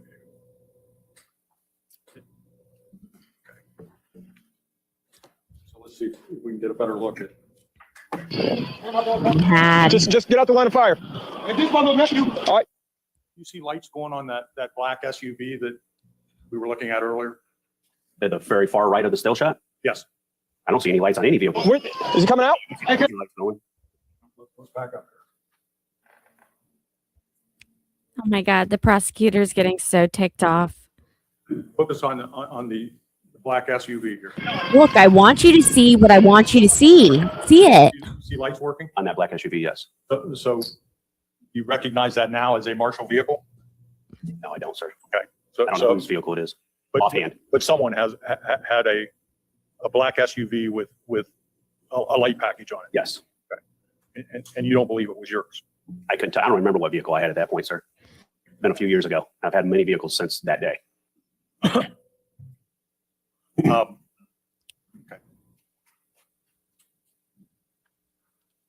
Just get out the line of fire. All right, where, is he coming out? He's the licensed carrier. Go back out that way. Just go back that way. He's probably walking out with a rifle, but he's a licensed carrier, sir. Yeah. The AR. Anybody get seen by? I got it. Hey, firm. Hey. You would agree at this point there are more than just marshals. Oh, absolutely, sir. Anywhere me and my daughter can sit in, it's cold out here. Yeah, they're making entry in now. Just hold there.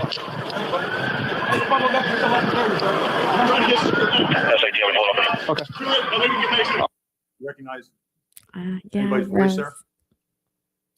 Not on that CPD radio communication. In the video. The I screaming. didn't. The only voice I heard was a radio transmission. What are you There's more talking than that. about, man? We got a medical scene, but Yeah, I know. That's what I said. Yeah, that's what I said. That voice? No. Didn't? Oh my god. I didn't hear what Recognize that as Mr. Meade? I didn't even hear what the person said, sir. I don't know what the voice is. I know my voice sounds different on camera. When I hear it to me, I'm thinking that can't be me, but I know I sound differently on. But I believe on direct, you talk about, You know how their recognize Mr. Meade's voices voice over the sound. radio because you work with him every day. You guys, are very familiar with one another and so forth. Isn't that correct? 100%. That's via our radio with no lights and sirens and all the stuff going around. And that's when we're in range of the radio. I can absolutely clear that out. I couldn't understand who that was at that point. Okay. That wasn't my question. My question was, you testified on direct that you were very familiar with Mr. Meade's voice because you work with him daily. You've interacted with him. That was one of the reasons that you recognized his voice over the radio. Isn't that correct? And my Yes answer, or no? my answer is not a yes or no answer. sir. I'm the one that's up here testifying under perjury. So I have to give the answer that is factual, not the answer you want. So how would you like me to answer it? I'm asking you whether you testified that you were familiar with Mr. Meade's voice because you work with him daily, you interact with him, and because of that, when you heard the radio transmission, you recognized that as Mr. Meade making the transmission. Is that correct or is it not correct? Via radio, I do absolutely know his voice. In this scenario with the body cam, with someone just screaming in the public with lights and sirens activated, I don't know who that was. That is my answer, sir. I think this is it. I think this is when he throws in the towel. Before you play tape, do you have a question pending? Pardon me? Or have a question? I'm going to play this for him again and see if he can recognize. We'll ask him the question. Can you recognize? Said he can't. Overruled. If he wants to, can you hear Jason Meade's voice on this tape is what he's trying to ask you. Orange County, Tulsa County, 1 block west of them. Anywhere near my daughter can sit in? It's cold out here. Yeah, they're making entry in now. Just hold there.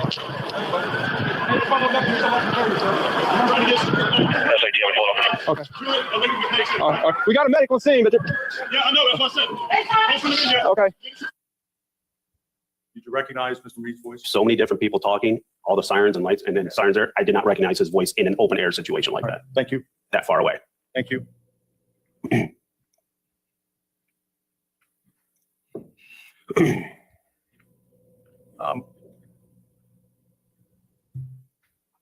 Tell me, is there a difference from your perspective between waving a gun and pointing a gun? If I was told someone's waving a gun, they're waving it. If I was told they're waving and pointing, they're waving and pointing. Okay. And if someone were to say they were waving a gun at them, what do you interpret that to mean? If someone's waving a gun at someone, they're pointing it at them too. I don't physically see how you can wave a gun at somebody and that not be a threat. Again, that wasn't my question. When you use the term For the waving a love gun of God. at you, is that different than pointing a gun at you?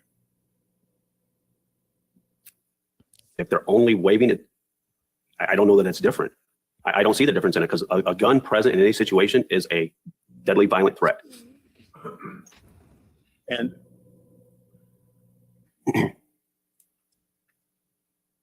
what you're saying when you heard Mr. Meade on the radio, he said, there's a guy out here waving and pointing a gun at me, correct? Oh, he's driving correct. And you responded, is that our guy? Not initially. I was shocked to even hear that. So I asked him to repeat what he said, and he repeated it again. And I did ask, is that our guy? And Assuming because of where we just left. and you were interviewed by the FBI, Yes, correct? sir. Yes, sir. And in your statement to the FBI, you never said waving and pointing, did you? That was so long ago. I have no idea without going over that interview, sir. Well, you weren't trying to be deceptive to the FBI, were you? I told the truth there, just like I did here. Yeah, so if I want to end up in federal The prison. FBI What are you talking about? officers that were at that interview came in and said you never said anything about pointing the gun, you wouldn't dispute that, would you? I would have to see my interview and have my recollection recalled.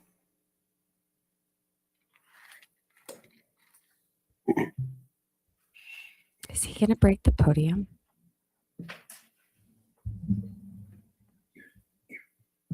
Yeah.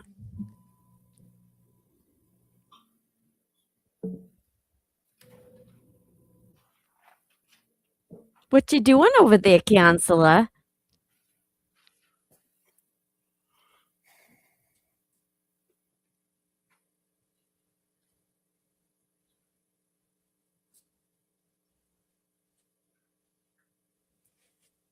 You recall that interview was on April 5th, 2021, approximately time frame. I know it was months after the incident, but I don't recall exactly what time frame it was, like what part of the year. And it was at the U.S. Attorney's Office, is that correct? Yes. And I had my attorney with me on the phone during the interview.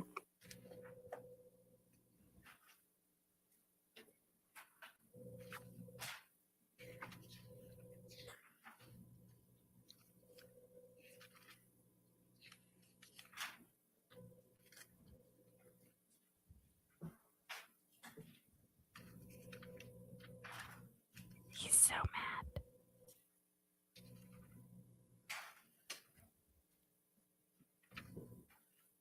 think I like to see attorneys mad. Just a minute.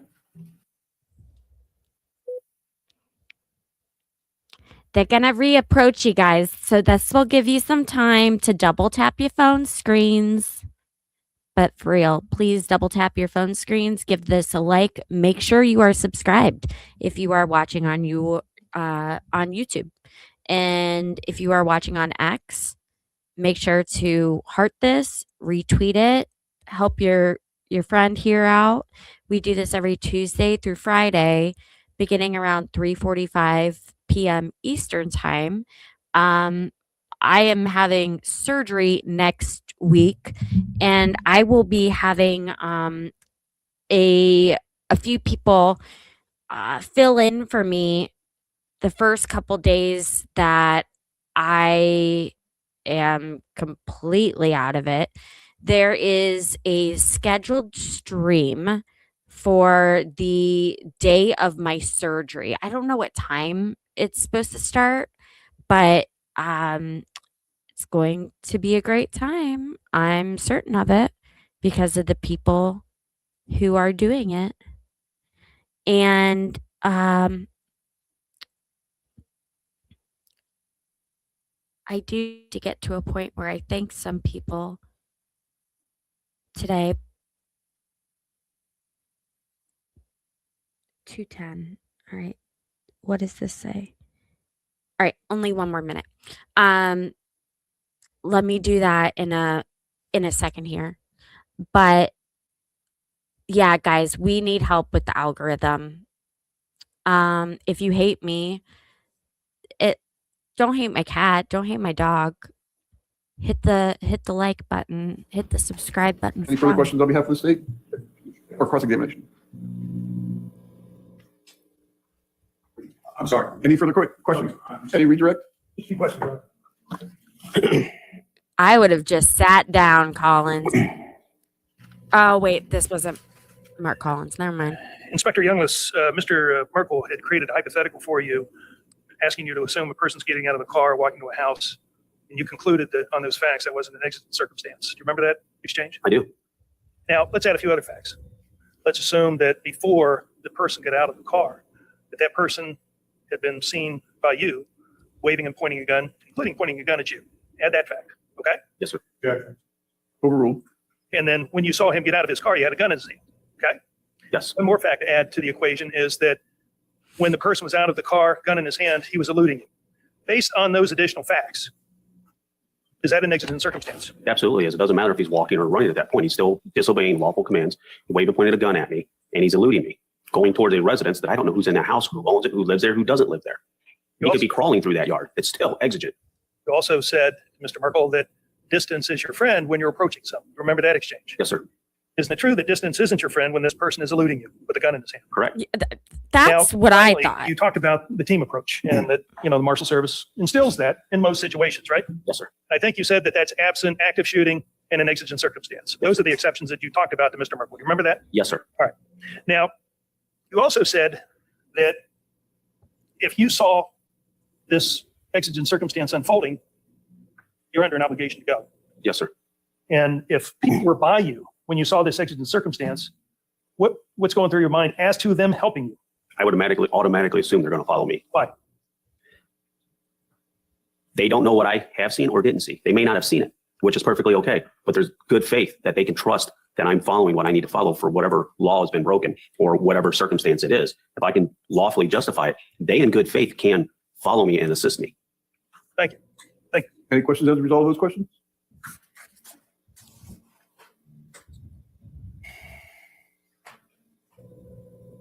Okay.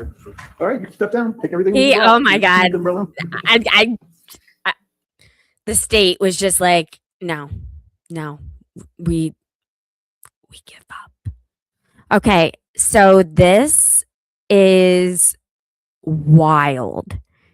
I don't know how I almost let this fall through my delicate little fingers. And it was live yesterday. So here we go. I'm not even going to tell you guys. I already adjusted the speed. I put the closed captions on. If you are new here, hi, please make sure to like the stream, double tap your phone screen if that's how you are watching. Share this stream. We are in a algorithm pool and we are drowning with no life support or rafts or like the cute little boats on the side of the cruise ships. Like, we need help. So I would like to leave my stream in great hands before I head off to surgery and recovery next week. So if you could please make sure to share this, to like this, and to subscribe, that would be that'd be great. Okay, so I'm gonna play this. Just you guys get ready for this. And at that point, I told her, I said, let's stand her. We're going to need you as a witness Friday, last Friday at 10:30, thinking that the state of Ohio would be finished and we would be in. Okay, I will rewind it a little bit. What was going to happen on Thursday night, I called, left a voicemail on the number that she called me on. And I told her, I said, don't come Friday because we're not going to get to you. Oh, wait. They must have just started recording late because we picked up at the very beginning part of it. Sorry about that. Said come Monday morning at 10:30. Didn't hear from her after that. I'm going to go looking for the Advil. Almost 10 o'clock at night. I'm already asleep. I'm in bed. Look at it this morning. The essence of the text message was that her husband, Donnie, you know that she's married to Donnie, has surgery today, and she was unable to come. And so those are the facts as I know them. Your Honor, she's been given a number of opportunities to appear. She's been unreliable as far as honoring the subpoenas and the phone calls and the attempts to contact her. And if there's ever an unavailable witness, unreliable witness, it's Ms. Stanton. Now, probably before this case started, when we got indications that she was not going to honor the subpoena, I put a draft together of a motion in the event that she didn't appear, so that everyone was on notice that we considered her to be unavailable if she didn't honor the subpoena. That was distributed to the court, got a copy, prosecution got a copy, it cited the case law, it cited the rules of evidence that define what unavailability is in witnesses. It also cites a case law that allows a witness's prior testimony that's under oath, subject to cross-examination, to be admitted. We're now in the position that we want to start our case. The first witness that we're going to call, we want to call, is Sheila Stanton. She's not here. The state of Ohio had a robust attempt to cross-examine her the first time, and obviously the rules permit the reading of that transcript, both from the defense lawyer, both prosecution, and the jurors can make a determination based on that transcript. In addition, Your Honor, so the record's clear, we've been making the government aware each and every step. On April the 20th, we indicated that she did not show up for her subpoena. They asked, would you verify that in fact she was subpoenaed for the April 20th? We verified that too now. In addition, we've had our private investigators going out. We have 2 addresses for her. They are neither looks habitable.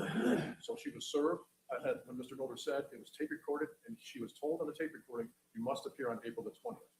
Each and every step that we had, we've kept them aware as well as the court. That's why the court issued a warrant, because we had had no contact with her at any time prior to the court issuing a warrant. So that's the full complete picture, and we've been keeping them updated each and every time. Can you check the jail computer to see if she's been arrested on my warrant? Just one thing, Your Honor. I'm not disputing that this wasn't discussed earlier, but at the time, what happened, my understanding is what was relayed to us was they had no contact with her. They'd gone out to the house, they looked for her, and under those circumstances, it sounded like maybe she was going to be on it. Nobody knew or heard anything from her. Things have changed. Okay, we stated the unavailability, Judge. We think that the appropriate thing would be to issue a warrant for her arrest. That was done a week ago. I understand, but since then, there's been contact from her to defense counsel, either via just as recently as last night by text. So I asked back when this came up today. First we heard about the text was today. Is that, well, did you mention to her, hey, there's a warrant for you, you better get down here? Nothing's been, understanding by text. I don't know if another text was sent back, whether there's any other communications from the defense, or whether they just read the text. I don't know if there's been any other communication, but it certainly appears that the witness has been in contact with the defense I understand that the text said something about her husband having surgery or something along those lines, but that doesn't fall. Come on, Gary. Is she here today? Help us out, Don't know. Gary. According to, I've not seen the text, but according to what counsel has relayed to the court and to us, this is that she did respond last night at 10:30, obviously in regard to whether or not she showed up today. So they do have a valid text. She is responding to them. And she gave an excuse as to some type of medical procedure for her husband. So it didn't sound like to me she wasn't going to show up but for that, or she was going to show up but for that. So I don't believe under the rules and the case law, that would constitute as unavailability, especially when they've been contacted. Don't know why she wasn't here. I've not seen the text. I can show you the text, Mr. Well, Short. I don't believe you. Don't speak over each other. No, I'm not saying that the text is, but what you just relayed to us was she indicated that there was some type of medical issue. Sir. Is she available tomorrow? We don't know.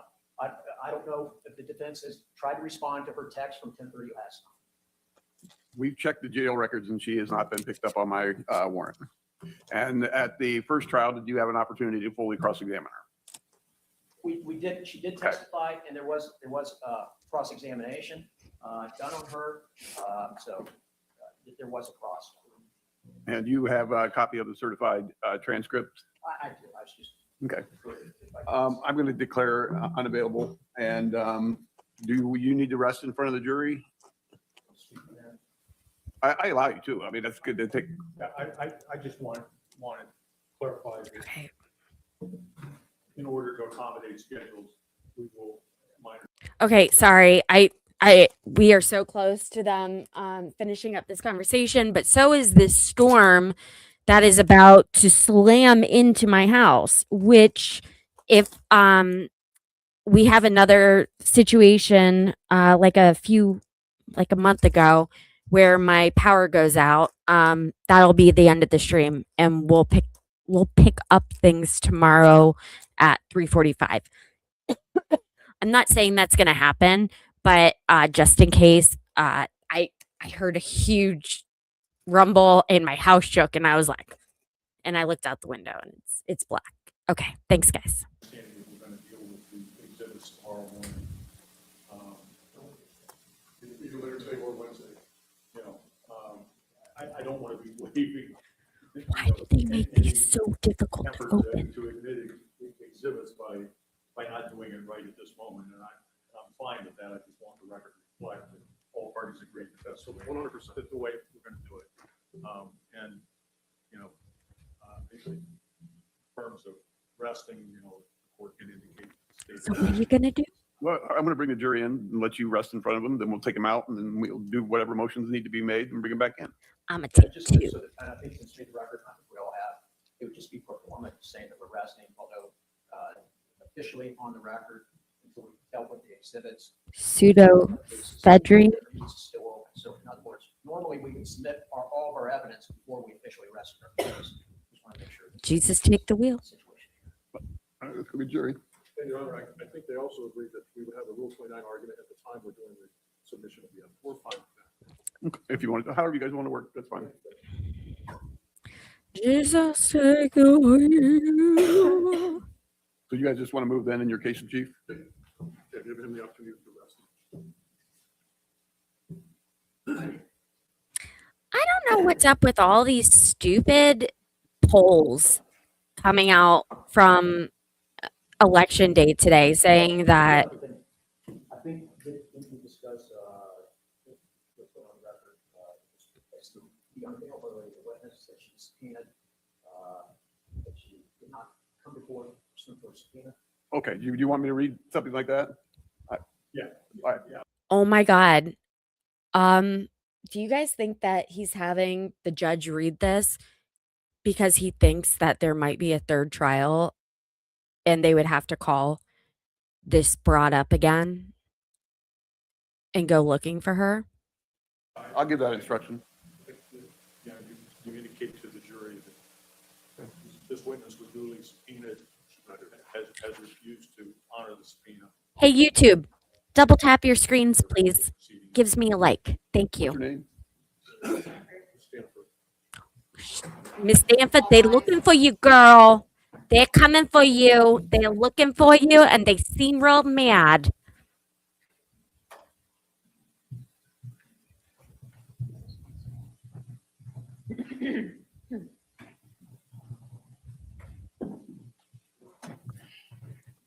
Everyone can have a seat. Are there any further witnesses on behalf of the state of Ohio? No, Your Honor, we rest on the case.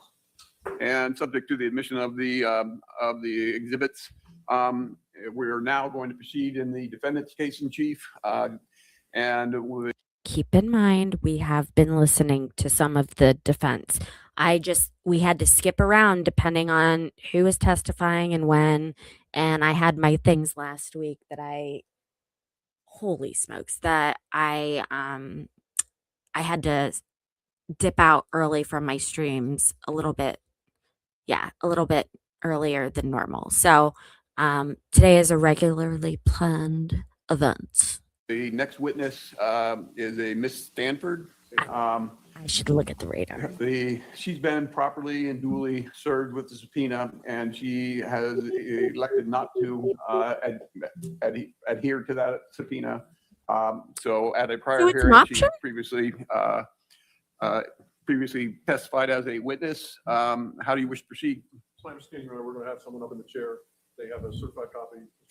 You know it, Mitchell. When Mr. Noller asks a question, then there will be responsive, and then cross when Mr. I shouldn't have interrupted. Okay, listen to this. She's been properly and duly served with the subpoena, and she has elected not to adhere to that subpoena. So at a prior hearing, she was previously testified as a witness. How do you wish to proceed? So I'm understanding, Your Honor, we're going to have someone up in the So everyone out there in Columbus, who's watching this, who has been subpoenaed to appear in court and testify, just so you know that it's cool. No big deal. Just don't show up. chair. They have a certified copy, Mr. Schroy does and Mr. Noller does, and that when Mr. Noller asks a question, then there will be responsive, and then cross when Mr. Schroy asks a question, and answer the question. No. May we approach? I can do both. And I'm being facetious. May we approach? Yeah. Gary wants to approach, and the judge just doesn't know why. Okay, so Gary is on the prosecution team. He is brothers with now that I'm on Facebook, I don't know how much I can say. A family attorney of ours. I'll just put it that way. Not because we did anything bad. No. So what they are going to do right now, I have never seen this done. Let me know in the chat. Seriously, please comment, because I'm dying to know if you've ever seen this before.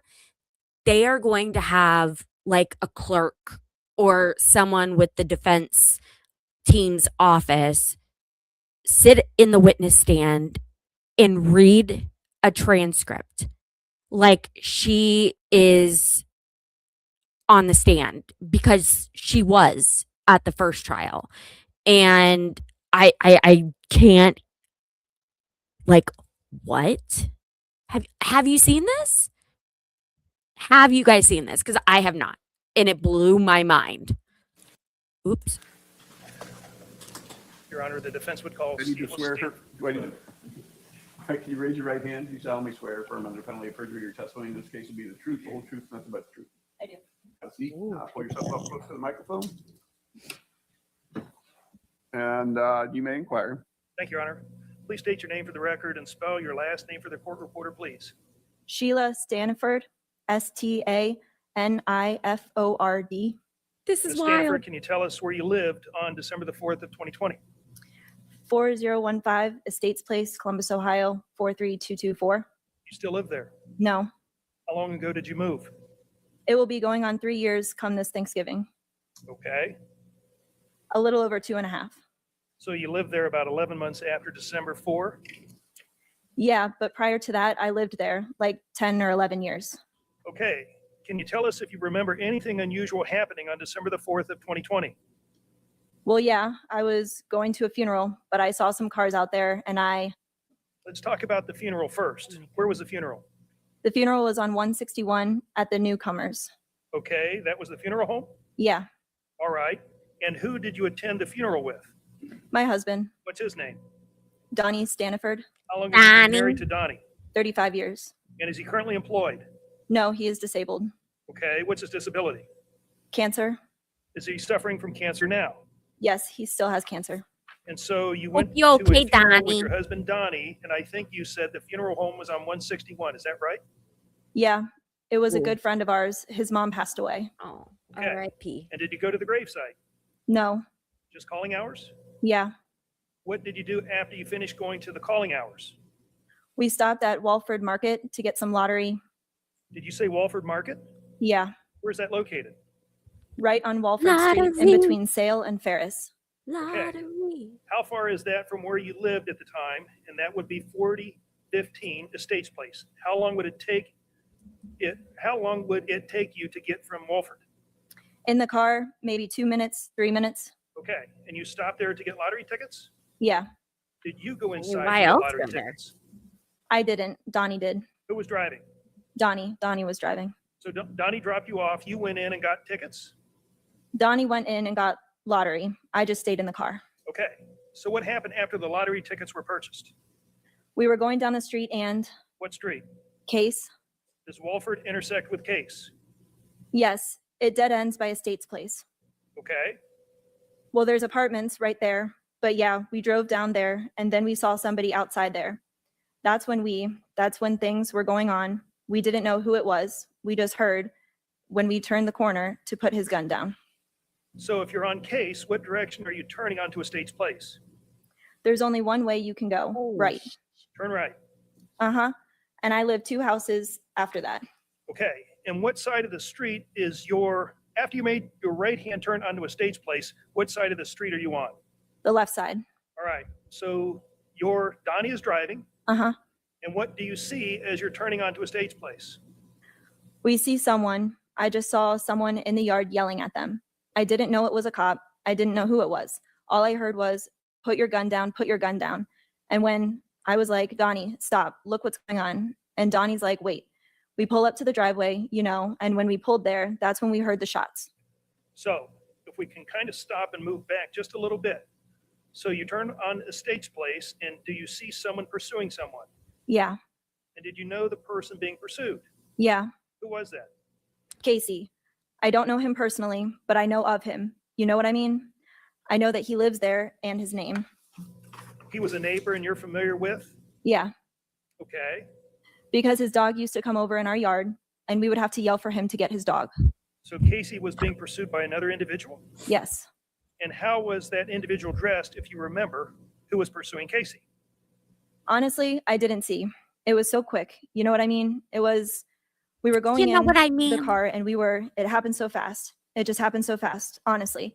I thought he was in tan. I don't know. I can't be 100% on it, but I do know who I saw. I saw Casey, but we didn't know what was going on because prior to that, when we heard that, someone came running out the front door and said, Grandma, I think Casey's been shot. So we didn't know what to think. If it was a home invasion, you know what I mean? There was so much stuff going on, we didn't know. So, I know that. Prior to that, though, a guy told Casey to put the gun down several times. so you heard someone say, put the gun down? Yes, How many times did you hear that? at least 2. Was that before or after the gunshots? That was before the gunshots. Did you see the shooting? No, Why didn't you see the shooting? because Donnie was in a hurry to get in Why? the driveway and see what was going on. He wanted to get home too. He's got cancer. You know what I mean? He had to take his meds. When it happened, like I said, Girl. we didn't know what was going on. We heard that. And then Donnie is like, wait, let me pull the car up. And we didn't know what was going on. And that kid came out and this all happened so fast. Are you inside the car or outside the car when you hear this person yelling, put your gun down, put your gun down? We were in the car and the window was down. I rolled the window down because I was smoking. And right when we turned the corner, that's when we heard. I'm going to see if changing the volume boost thing is going to help at all with the background noise. That's when we heard it. And Give of me a course, moment. we were scared. You know what I mean? I didn't know what to think. I didn't know what was going on, like I said. And we just drove inside the driveway. And then we drove in the driveway. That's when we heard the gunshots. And that's when I got more scared. And I went inside the house after that. And then Did you ever get interviewed by a detective? No. Yeah. Prior to that, that's when Casey's brother came out and he was yelling, "Grandma, I think Casey's been shot." When did the detective interview you? There was several people that came there. I don't know. No one This told is me wild. what they were that they were taping me or anything. Did the interview happen at your house? Yeah. And was it close in time to Yes. December 4, 2020? Uh-huh. And do you remember how long the interview was? No. And have you heard a recording of that interview? Yes. Have you and I ever met? No. And the interview that you listened to, was your voice on there? Yes. Oh my God, you Okay. hear Did that? the detective force you to say anything that you said during that interview? No. Thank you. You're welcome. One other question, Ms. Stanford. Have you ever met with the prosecution team in this case? No, I've never. This is the first time meeting all you guys. Thank you. It's been such a pleasure. So we're into cross-examination. Okay. Conducted by Mr. Schroyer. I'm going to ask the questions as Mr. Schroyer did. at the Oh my prior- God, he's not wrong. Now, Ms. Stanford, you indicated you had some problems with Casey's dog. Is that right? I didn't have no problems. He just came over into the yard. He's got a big dog. I have a little tiny teacup poodle. So you're saying on this particular day that you were coming back from the funeral and you were in the car. Is that right? Yes. Okay. And the path you took was Case to Estates. Is that right? Made the turn? From Walford to Case to Estates. Okay. And so when you make that turn onto Estates, that's when you're passing on the right-hand side would be Sharon Payne's house, correct? I don't know Sharon Payne. I don't know her name. Are you talking about the corner house where all that stuff happened? Yeah. And so when you first when you were making that turn, when did you start witnessing things? Right when we went by the Wow. house, we saw what was going on. We saw a guy on the ground yelling to put his gun down, put his gun down. You saw a guy on the ground? Okay, we have so many viewers now than before. Please remember to hit the like button, double tap your phone screen, retweet on Twitter, and comment in the comment section on YouTube. Like it, subscribe. Sorry, but thank you. Also, the worst is yet to come. So hopefully I don't lose internet. I don't know if he was on the ground or kneeled down or whatever. I just heard him say that, and Casey was by the back door, Florida room, or whatever you call that. By the Florida room? Florida? Yeah, it happened so fast. That's all I saw was like that. When you're talking about the Florida room, are you talking about the portion of the house? Yeah, screened in porch or whatever. I don't know why I said Florida room, but it's kind of like, Florida? It's kind of So like you Florida. saw Casey by the screened porch. yes, Okay. And that would be to the front of the house. Is that correct? That's to the front of the house? When you make the turn, the screened porch is in the front? no, it's not. It's on the side. Okay. You saw a screened porch? Yeah, there is no screened porch on the front. It's on the side on Case. The front of the house is on Estates. And where did you see this man that you claim he was on the ground? I don't know if he was on the ground. I mean, when I saw him, I looked to the ground over there. I heard him yell. I honestly can't say that he was on the ground. I don't know. It happened so fast, like I said. Isn't it true that your car was moving at the time? Well, we slowed down. We slowed down there. About how fast were you traveling? Probably 5-10 miles an hour, if that. And so then you proceeded onto your house? Yeah, Donnie went real fast after that to get into the driveway to see what was going on. So he pulled into the driveway. Yeah, Okay. our driveway. Now, you do recall, don't you, being interviewed by Columbus Police? Let me get the date here. It would have been on December 4, 2020, correct? I guess. I know would love talked to several answer people, this. Whatever they. I hope you're still here, Holly. So the lady that was supposed to give her account of what happened, the next door neighbor, just casually hasn't showed up. Apparently, she was texting with the defense team last night, and she was like, I got a situation. And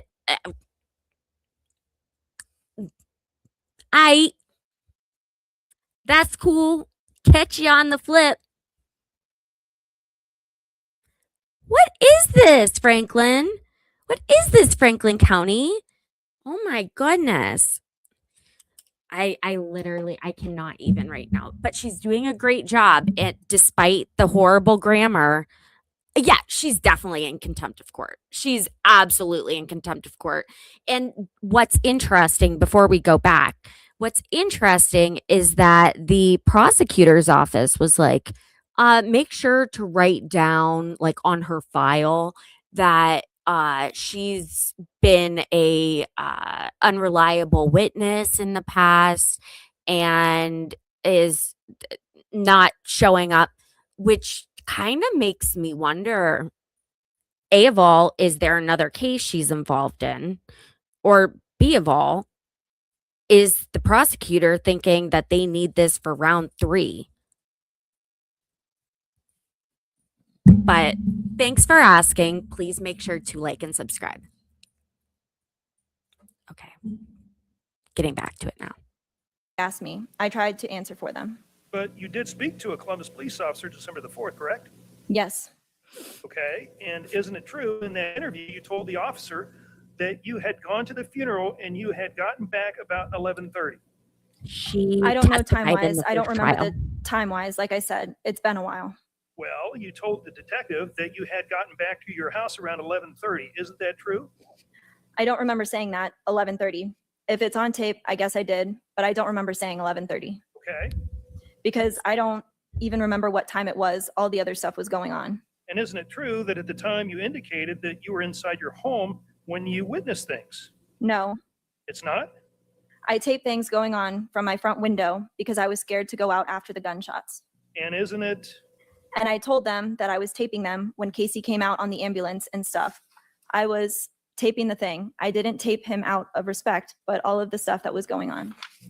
And that you became suspicious because there was a heating and cooling truck that Thanks was for sitting talking out in in front of your the home. chat, Isn't though. that true? Sir, that was before everything happened. I was Sir. at my house and there was cars parked all down the street.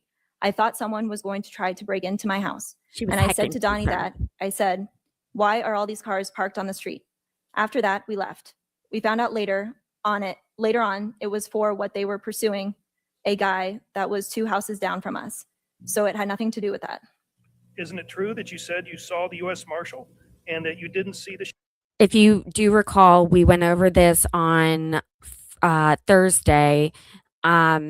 There was a heating and cooling guy that decided he wanted to be Batman and fight crime, or at least chase it, and decided to follow Casey Goodman and the officer, Jason Meade, and until he saw, like, the pew-pews, the weapons come out. Until then, and at that point he was like, no, I ain't ready for this lifestyle yet. So he turned back around and went and actually did his job. So that is what they are referring to when I speak of the heating and cooling vans.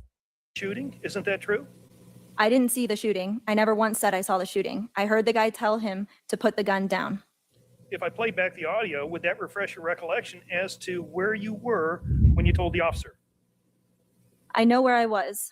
I know where I was. I mean, I don't know what you're talking about 11:30, but I know I was in the car. I know we pulled up in the driveway and I was inside the house when I taped the rest of the stuff that was going on Okay. because I was scared to go outside. So to refresh your recollection, if I played the audio that you said that you got home at 11:30, would that refresh your recollection? If I said 11:30, I mean, I don't know what you're trying to get at, what happened at 11:30. I just know what I saw. I don't know if I said 11:30. Maybe I was off on the time. I don't know. May I refresh the witness, Your Honor? Hey, Josh. Did he call the cops at that point? No, he just sat on it for years. 7:74. Posted Now, something ma'am, vague. we Oh, played no. back a portion of the tape, and actually it was December 10, I believe it was, when the detective came to visit you. That's what's crazy. The HVAC guy didn't call the cops. He just sat on it for years. And then on Facebook, when this was going on during trial number 1, he was like, oh, yeah, I was like following this all hot in pursuit. And then he deleted it. And then he deleted his Facebook. Mr. Cook, I don't know what to think about you.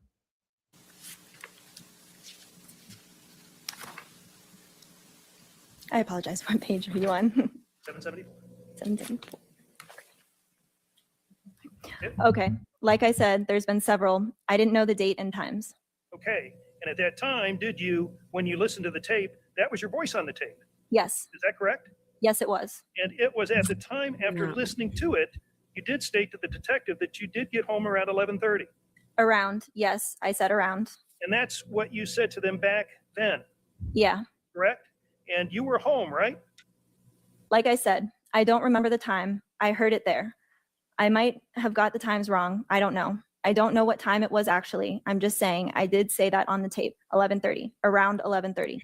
I don't know what time it was. So much happened. His mom passed away. You know what I mean? Everything was going on. And you said that there was a heating and cooling truck sitting in front of your house? Yeah, I remember now about the heating and cooling truck. There was a heating and cooling that was blocking. After we turned the corner, there was a heating and cooling kind of blocking that house there. Crazy. You could still see at the corner there, but you couldn't see much.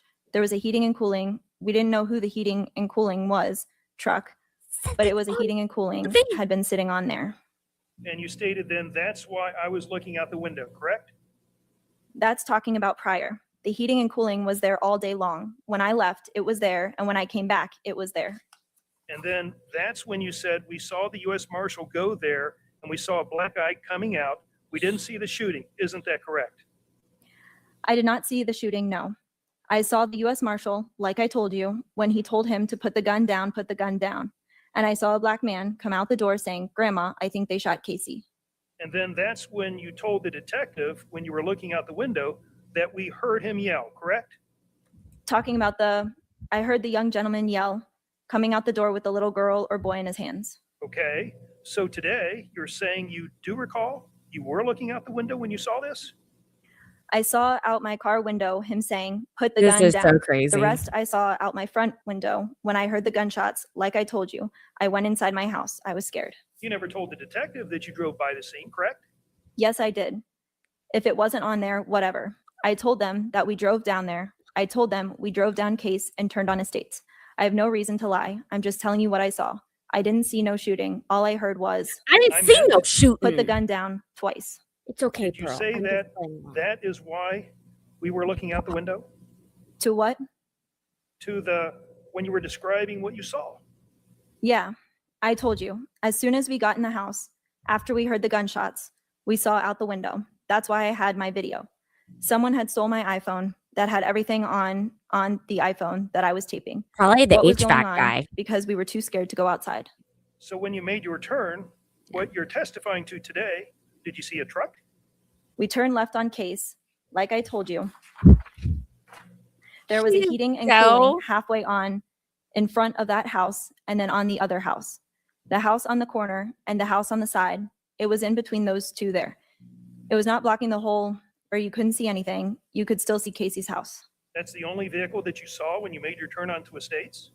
No, there was more vehicles there. I didn't pay attention to every single one. That one was a reflection because it was right when we turned. It was right there. The heating and cooling truck?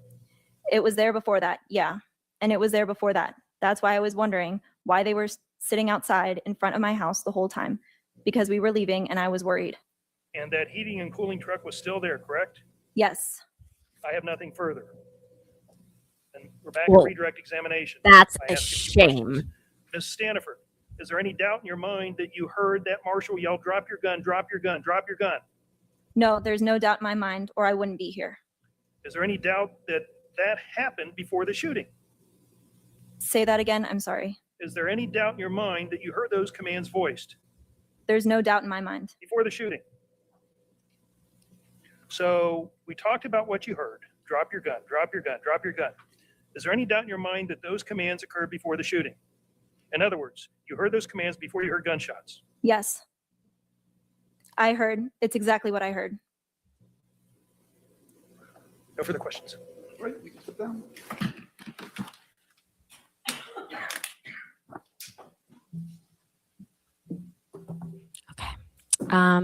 So that, You may. tell me, you guys, have you ever seen this happen? Have you ever seen someone read and act out a witness statement because I'm just saying, I have not. I have not. That was wild. And also, how much do you think her phone has blown up since this happened? All of her friends are like, girl, the law be looking for you. You better hide out. Before we move on to you heard it a couple times in the Karen Reed case? When? That's wild. I don't remember that. I believe you. I don't remember that. If you haven't done so already, please make sure to double tap your screen, give this a like, and retweet, subscribe, like, thumbs up, and comment. Comment and let me know if you guys are doing Cinco de Mayo where you are tonight. I'm going to attempt to eat a taco. Let's see how this goes. Why go to jail over something so dumb? I couldn't agree more. I think that she was like, well, it's not like they're gonna send me to jail if I have to have surgery tomorrow. I mean, certain circumstances, yeah, I could see this happening, ma'am. I don't know. Guys. I don't know about that.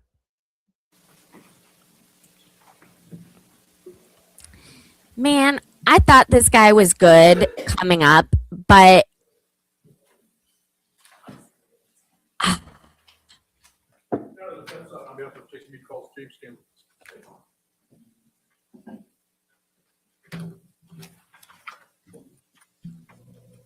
give me a second. I want to. Oh, no. We're going to watch something else. Okay. So, just so you guys know, on this channel, I only do like highlights of the main things that happen. And please, Mr. Man, please don't be mad that I decided to exclude you from today's presentation. But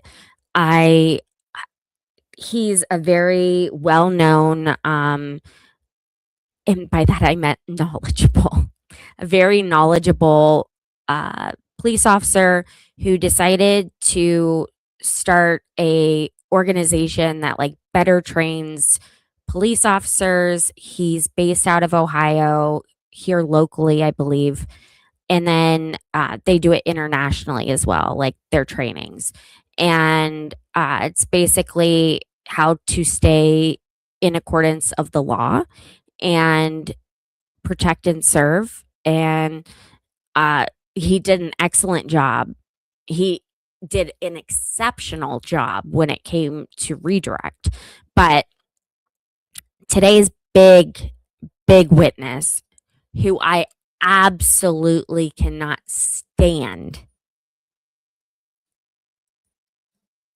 came in. And I'm going to,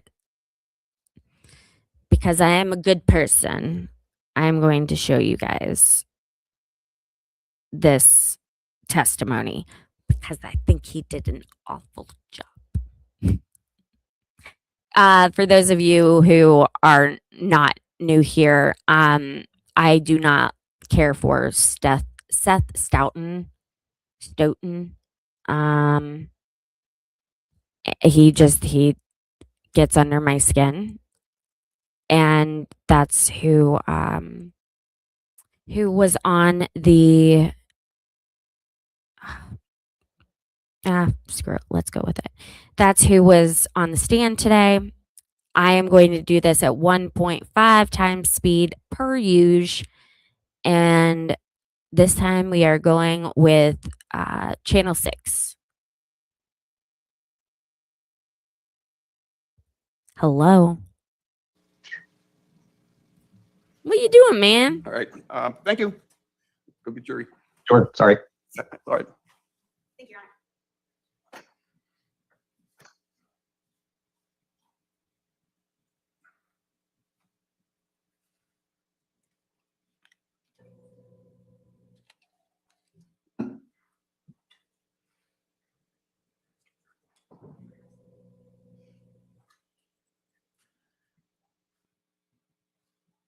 taking this last week.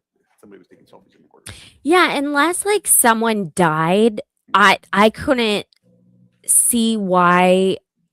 Oh, and you heard that right. Someone did take selfies in the courtroom yesterday and get kicked out. Or last week rather. Unless someone died in between the first trial and the second trial, there would be no reason to do that. Even if they were in prison, they could yank them out of jail or prison Everyone can have a seat. to testify. Keep your steps in But today. this lady just didn't show up. Like, peace. Dr. Stelton, can you hear us now? Yes, Your Honor. You may continue. Thank you. And Mr. Dunn, you're testifying, is there a reason you couldn't come to court today?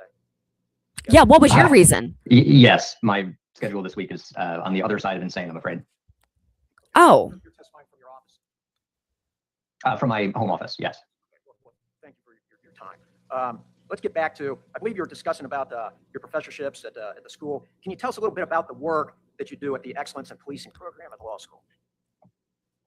Sure. That is a program that was funded by the South Carolina legislature about 4 years ago. We've been fully operational since January of 23. The legislature funded that so that there could be professional development training, especially professional development opportunities for police executives in South Carolina and beyond.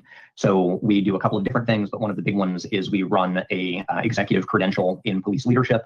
We're on our 4th cohort of South Carolina police executives right now, where they're with us for a total of 8 months. In the 8 months, they meet with us for usually 4 days a week for once a month for that 8-month program.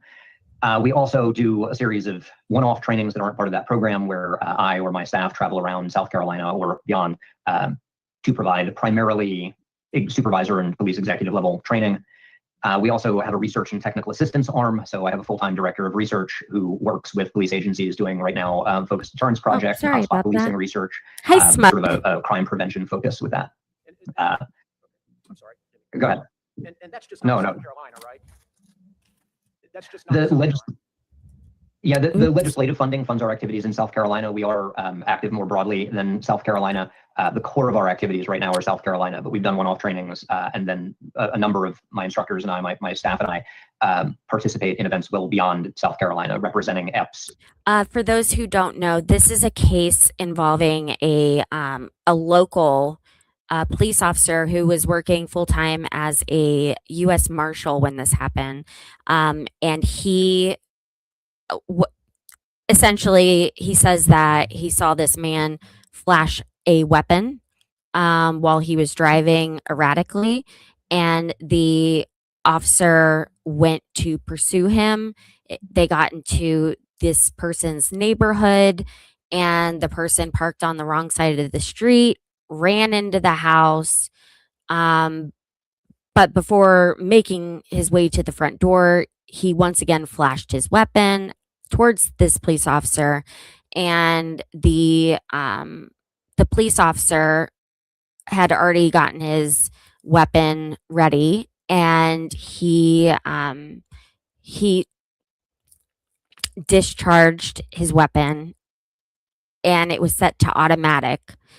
So 6 bullets were ejected, and the person, I think it's safe to say he instantly passed away. I have to be very careful with words that I use on YouTube, so I apologize if it's like too kindergarten.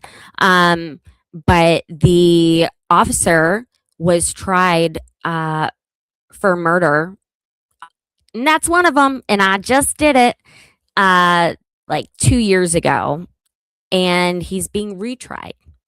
And this was part of the trial today, and I'm going to keep going. If you have any questions, let me know in the chat.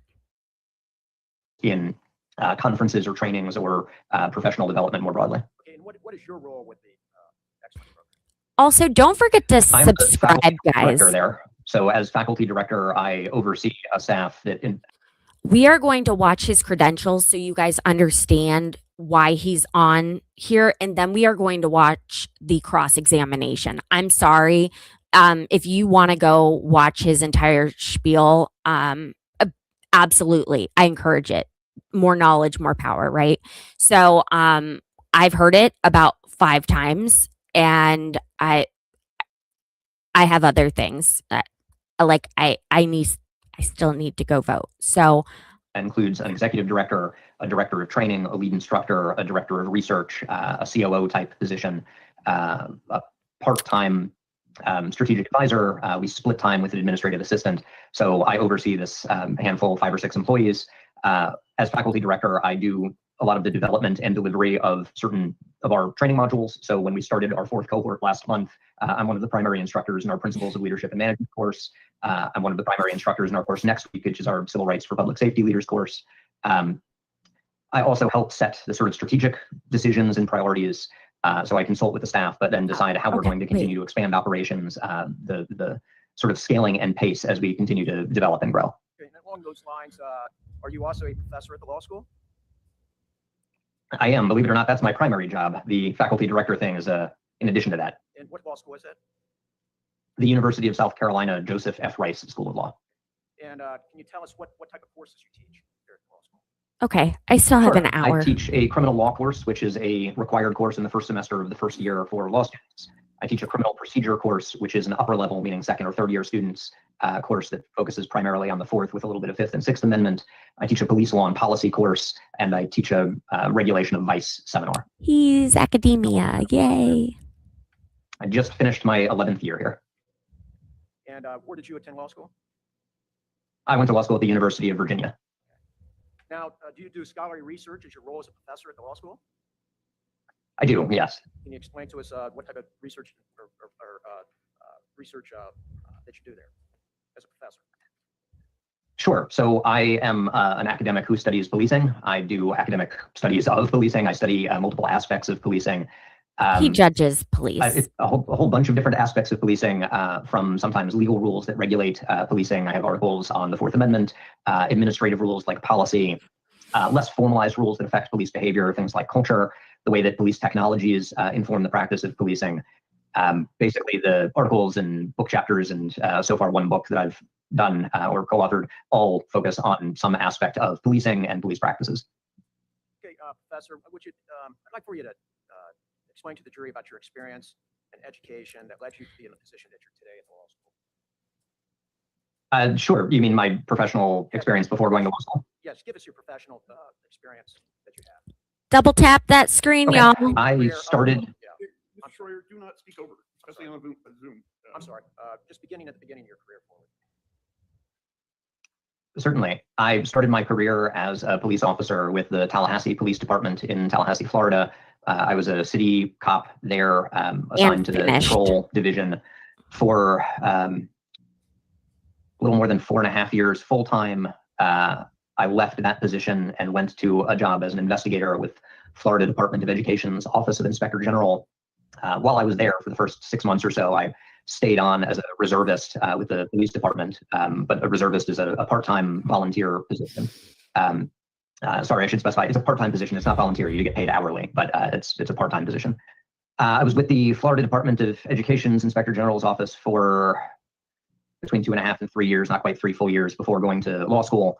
And I went to law school. When I finished law school, I clerked. I worked for a federal judge for a year, and then had an opportunity to go into an academic fellowship, which is where I did. So that's where I started studying policing. That was August of 2012, I believe, maybe July of 2012. We're so you were lucky. actually a police officer at Tallahassee, is that correct? Yes. And what years were you there at the Tallahassee Police Department? I was there full-time from beginning of 2001, February or March of 2001 until October of 2005, I think, full-time. And then I stayed on as a reservist until June or July of 2006. And to be a police officer with Tallahassee Police Department, did you go through training? And as a reservist as well, did you go through training? Yes. And can you explain what type of training that you went through there? Sure. So the first training was our police academy. Florida has a number of different academies. I went to one of the regional academies, which means it's not an agency-specific academy. It's an academy that trains folks who are employed by or who will be employed by a whole range of different police agencies.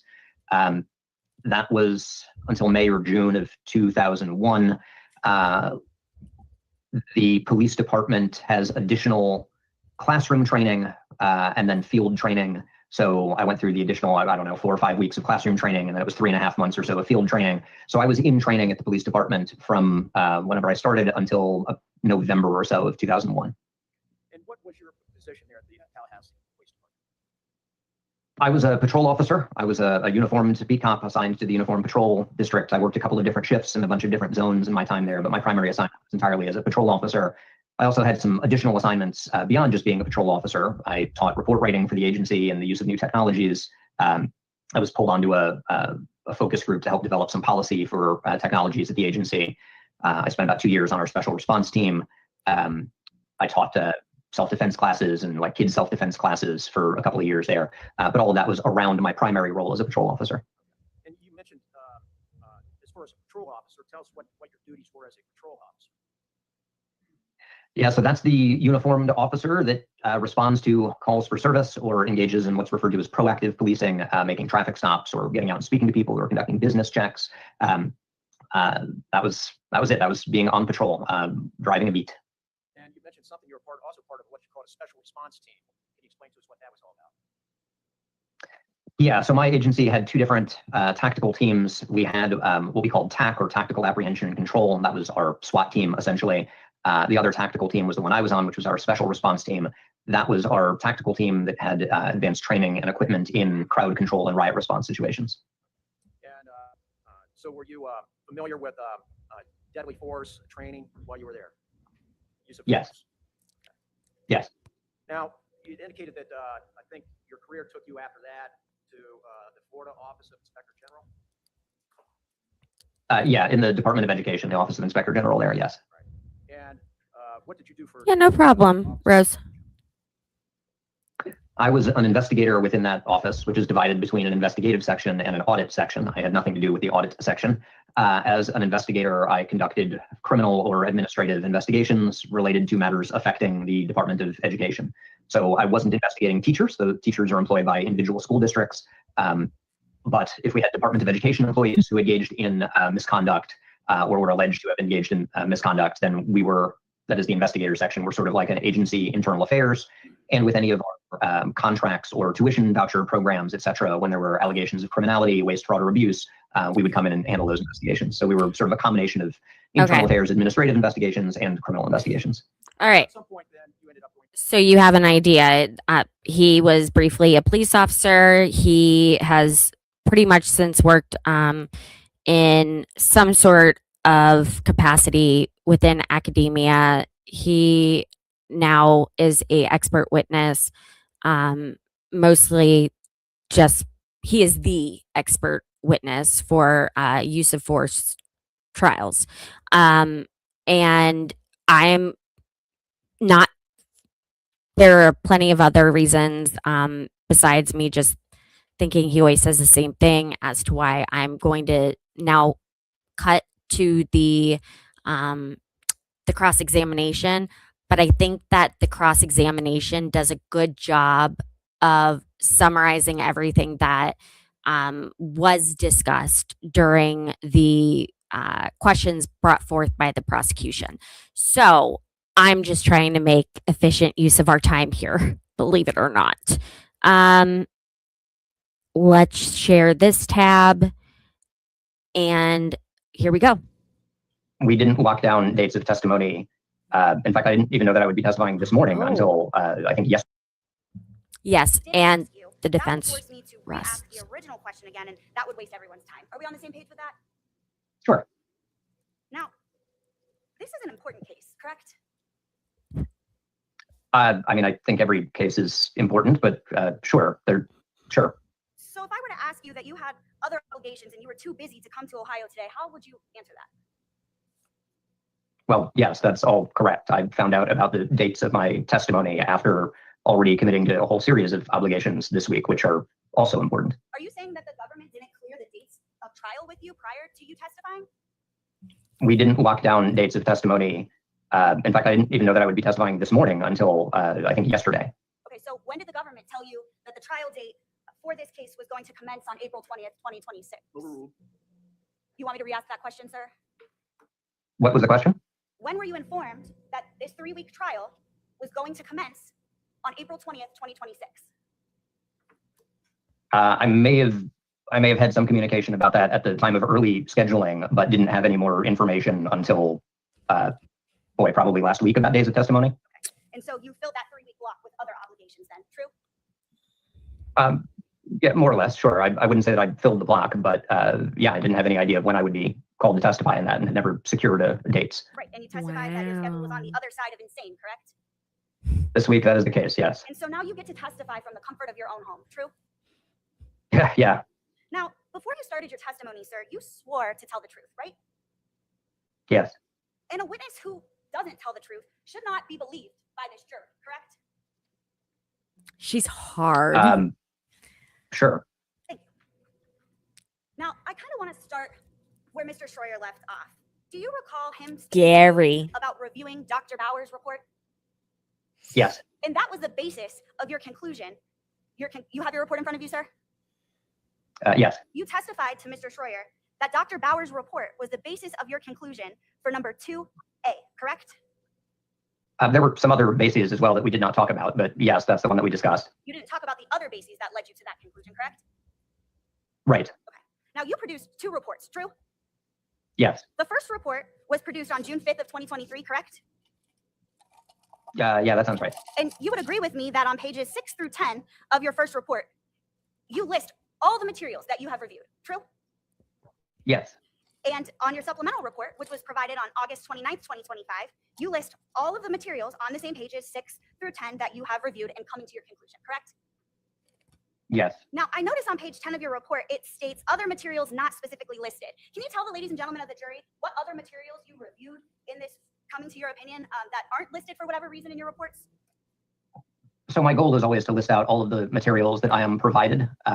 I have other materials not specifically listed in the event that I leave one off of that list inadvertently, or sometimes there'll be a very long document, let's say a 1,000-page PDF that has a whole bunch of subsidiary documents in it that are distinct. And I may not go through and list. I may not go through and list each one of those, but I don't have anything specifically in mind when I list other materials not specifically listed. That's a catch-all to ensure that in the event that I inadvertently leave one off, I'm not saying that I did not review anything. My goal is certainly to list them all out, though. So again, specifically relating to this case, there are no materials that which you did not specifically list? Nothing that I'm aware. I'm sorry, say that last part again. I'm sorry, as part of your review. I apologize. I feel like that question was cut in half. What's the question? I apologize. So specifically related to this case, you're not aware of any materials that you have not reviewed, correct? Right. Yeah. I think I'm right. I would not be aware of materials. Right. Would not have. Yeah. Right. I think I agree with you. I'm not sure I understand, but I think I agree with you. You reviewed all the materials listed in your reports, true or false? Yes. Thank you. True. Do you remember when Mr. Schroyer was talking to you about a police officer identifying himself? And I wrote the quote down, and you stated that you were aware of no evidence in this case that Jason Meade identified himself as a police officer. Do you remember that questioning? Yes. Okay. And you agree that that's what you said to Mr. Schroyer on direct examination, true? Yeah, I think we were talking about verbally identifying as an officer at a particular time in the events. Yes. I think you were talking about police markings also. Do you not recall that part of the conversation? We talked about uniforms. Yes. Okay. Thank you, Judge. I'd like to talk to you about some of the evidence that you did in fact review that's listed in your reports that clearly identify the police as a police. If I may have the Elmo, Miss Cook. I wish I could argue you like see that, sir? Caitlin. No, not yet. Yes, now I do. That's a picture of Jason Meade from December 4th, 2020, correct?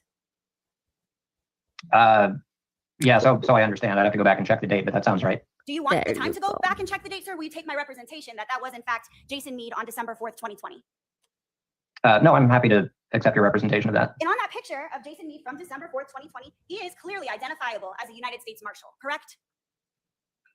Sure. At the time that we were talking about, he had not yet put on his vest. He was putting on his vest at that point.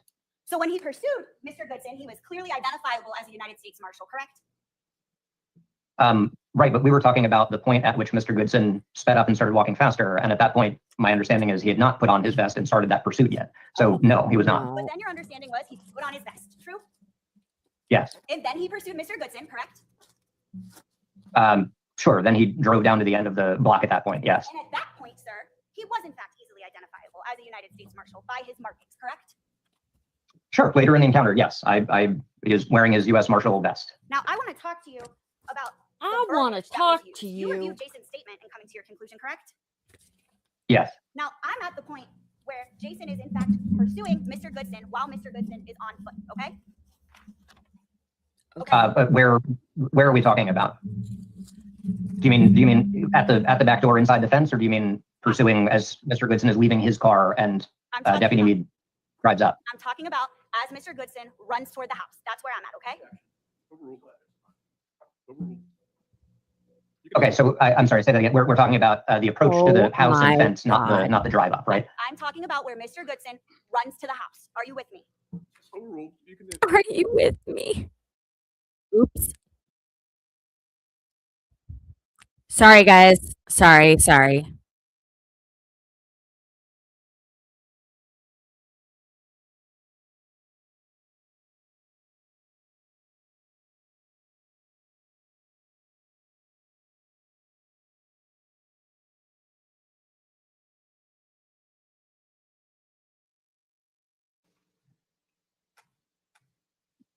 As I did so, the suspect pulled open the storm door. I yelled, U.S. Marshals, it's the police. You would agree with me that at some point during that encounter, he absolutely identified himself as the United States Marshals and the police, correct? Yeah, but that's not the part you just said we were talking about, right? The portion when he's running from the car to the house. And what you just said, the line that's right after the highlighted portion is he's already at the house. He's at the storm door. So yes, I agree. Later, after he had run to the house, yes, there was the statement, U.S. Marshals, it's the police. That's not any of what we talked about so far. Nevertheless, he identified himself as the United States Marshals, it's the police, correct? Yes. Thank you. According to his statement, yes, that's right. Now, you provided a resume to be evaluated for your qualifications as a paid opinion witness, correct? I don't remember when I provided a resume, if that was before my retention or after. Can you look it up? Oh, I have no idea when I provided a resume. I wouldn't like separately track that. Nevertheless, you provided one, correct? Oh, sure. At some point, like when I turn in a report, I usually provide a copy of a resume that goes with it. Yeah. Now, your undergraduate degree wasn't in criminal justice. It was in English literature, correct? That's right. Now, before you even finished college, you spent a few years as an officer in Florida, true? Yeah, about 5. Yep. This was 25 years ago, though, right? Yeah, starting 25 years ago, ending just about 20 years ago, a little less than 20 years ago. So, and it was full-time for just less than 5 years, correct? Yeah, just less than 5 years. And so your last police work was even before the first iPhone came out in 2007, true? Yeah, I suppose that's right. My last work as a police officer was. Things have changed certainly since you've been an officer, correct? Oh, shoot. Oh, yeah, tremendously. Absolutely. Now, while you were at that Tallahassee Police Department, how many fatal shootings were you the primary investigator for? None. None? None. While you were an officer, how many times did you testify in front of a jury about fatal shootings? Oh God, I have no idea. It wouldn't have been a ton, but I have no idea offhand. I don't know if there were any cases involving fatal shootings testified as a witness. Thank you. Now, you've never been a patrol supervisor or shift commander, correct? I've served as acting supervisor on a number of occasions as needed on patrol, but I've never held a position as a sergeant, or certainly not as a watchman. No. You were never on SWAT? No, I was on we didn't have SWAT, right? I was on a special response team. You said one was like a SWAT team and the other was a special response team. So nevertheless, sir, you've never been on SWAT, correct? Yeah, that's right. Now, you testified on direct examination earlier that tactics really aren't special. Do you recall that conversation with Mr. Schroyer? Yes. Okay, but SWAT is literally the acronym for Special Weapons and Tactics, correct? Yes, from the 1970s when we originated that. It was actually originally Special Weapons Attack Tactics, and then it switched to Special Weapons and yes. I didn't ask you about the origin or anything like that. I just asked you, SWAT stands for Special Weapons and Tactics, correct? At most agencies, yes. And you were never trained as a SWAT officer, correct? No, I don't have any SWAT certifications. Now, while you worked at the Tallahassee Police Department, how many times, sir, did the Tallahassee Police Department ask you to be an expert witness for them? Oh, never as a patrol officer. Never. Now, you were never certified to be a police officer here in the state of Ohio, were you? No. You've never been commissioned or certified to enforce laws here in this state, true? True. Now, certainly as a paid witness, you know a lot about Ohio law and what it allows for police He's the officers to do. highest paid witness I've Sorry, ever seen. what do those things have to do with each other? Sir, I told you my job as a lawyer is to ask the questions, and your job as a witness is to answer the questions. Remember when you agreed to that? Yep. So let me ask that question. Certainly you know a lot about Ohio law and what it allows police officers to do, correct? No, that's not my role as an expert. So your testimony to this jury is that you don't know what Ohio law affords police officers here in this state? I believe my testimony to the jury was relatively clear that my role as an expert is to take an officer's actions and to compare them to generally accepted police practices. I don't ask, as I mentioned on direct, whether the officer acted consistently or inconsistently with their own agency's policies. I similarly don't ask whether the officer acted consistently or inconsistently with state law. That's a question for the jury, not for an expert. So I think the short answer to your question is no, I'm not applying a legal framework. It would be inappropriate for me to provide a legal framework or offer a legal answer as a police practices expert. So you're not aware of any laws in the state of Ohio that permit officers to use deadly force? I'm certainly aware of that, but it's not in my role as an expert, which is why I was confused when you asked earlier. I have some familiarity of Ohio law. I talk about Ohio law with my co-authors in the book, for example, and in other publications where I go through various state laws relating to use of force. But that's totally unrelated to my work as an expert, because my role as an expert is not to apply state law. It's to apply generally accepted practices, which are separate and quite distinct from state law. So are you saying that generally accepted police practices do not coincide with the law, Professor Stoughton? What I said was generally accepted principles and practices in policing is a distinct standard from state law. Do generally accepted police practices follow laws or not? Do they follow laws? Correct. Sure, officers have to act lawfully, but they don't stop at lawful. And you're not aware of the laws here in the state of Ohio that govern Jason Meade's use of force, correct? Sure, I have no special. In my role as an expert, I have Is no Mark opinion as to the laws laughing? themselves in Ohio and how they govern the use of force there.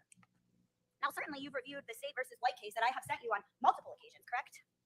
I have. Was he I sent it to you on laughing? February 7th, 2024, Sure, September 29th, 2025, sure. Overruled. November of 2025, Yeah, somewhere in November. April 16th of 2026, I think he was laughing. Yeah, okay. May 1st of 2026. I have no idea, but sure.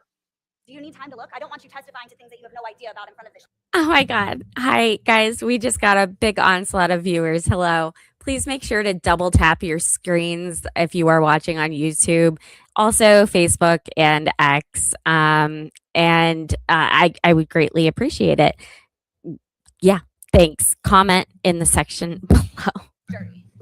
I'm happy to accept your representations, but no, once I start going through my emails, my day gets even worse. Andy? Now, you would agree with me that State versus White is a seminal case here in the state of Ohio, correct? For what? Overruled, if he knows. Sir, you're a law professor, correct? Yes, I am. A seminal case in what respect? Like a seminal case for a particular proposition, right? In Like, the state of Ohio for police use of force. You would agree with that, correct? We're talking about a police use of force here, sir, Sure. right? And you would agree Sure. with me that that case is in fact seminal, true? sure. You can understand why I would want you to know about State versus White, because it allows you to be a better aid to the jury. Would you agree with that? No, I do not, because I think that it confuses the role of an expert who is providing testimony about whether an officer's actions are consistent or inconsistent with generally accepted practices, Let's talk which are the about prevailing norms. I'm sorry, I'm not quite finished, which are the prevailing norms of policing around the country. And the very specific question of whether an officer's actions are consistent or inconsistent with state law, which is far outside the scope of what I as an expert hold an opinion in. And I certainly should not be the one educating the jury on the state of state law. So no, I disagree with that. Okay, well, let's talk about the case of State versus White, sir. Overruled. Let's talk about the case State versus White. It actually talks a lot about how police officers are trained here in this state, doesn't it? Oh my Lord. Sure, there's at least some discussion of that. I'm It's setting up a several new times in the goal. Opinion, sir. Does State versus White mention the word training? You have no reason to disagree with that, do you? No. Certainly, you can understand why I would want you to know how police are trained here in this state to be a better aid to the jury in order to say if in fact Jason Meade was consistent with generally accepted police practices, correct? No, because again, I'm not trying to say that what he did was consistent or inconsistent with state law or what he learned at a state academy. My role as an expert is to assess whether an officer acted consistent with a standard that exists separate and apart from State v. White or the standard you're referring to. Our officers, So I don't think it would be helpful for me as an expert to try and inform the jury about the state specific aspects that you're talking about. you don't think it would be beneficial to inform the jury of how police officers are trained here in the state of Ohio? Yes or no, sir? I don't think it would be helpful for me to do that since that's far outside my scope as an expert. I think that might be appropriate for some other witnesses to do, but it is outside of my scope as an expert to do that. Sir, do you know what yes or no means? Oh my God, Caitlin. I'm going to sustain that. Let's continue with the questions. So generally accepted police practices are different than how police officers are trained here in the state of Ohio? I would say that generally accepted practices are reflected in how officers are trained, certainly reflected in how officers are trained everywhere. But there are aspects of training that may well go beyond generally accepted practices. And there are aspects of generally accepted practices that may be presented in ways other than training, like in the form of policy, for example, or report standards. So again, police officers are trained based on generally accepted police practices. True? Not as directly as you're describing, but yes. Is there a reason why you don't want the members of the jury to know the answer to my question? I answered your question. Your question has some implicit assumptions that I think hide the actual relationship between generally accepted practices and police training. It's not that I don't want to provide that, it's that I do want to provide that. That's why I'm going beyond the very limited ways that you're asking the questions, which obscure the accuracy of the answer.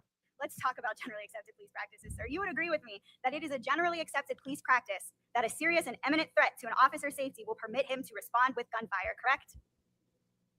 No, you need to clarify that a little bit more, right? It's an imminent threat of serious bodily injury or death, not just a serious threat to an officer's safety. But with that wording adjustment, yes, I agree with you. You would agree with me that it is a generally accepted police practice that a serious and imminent threat of serious bodily harm or death to an officer or to others will permit him to respond with gunfire, correct?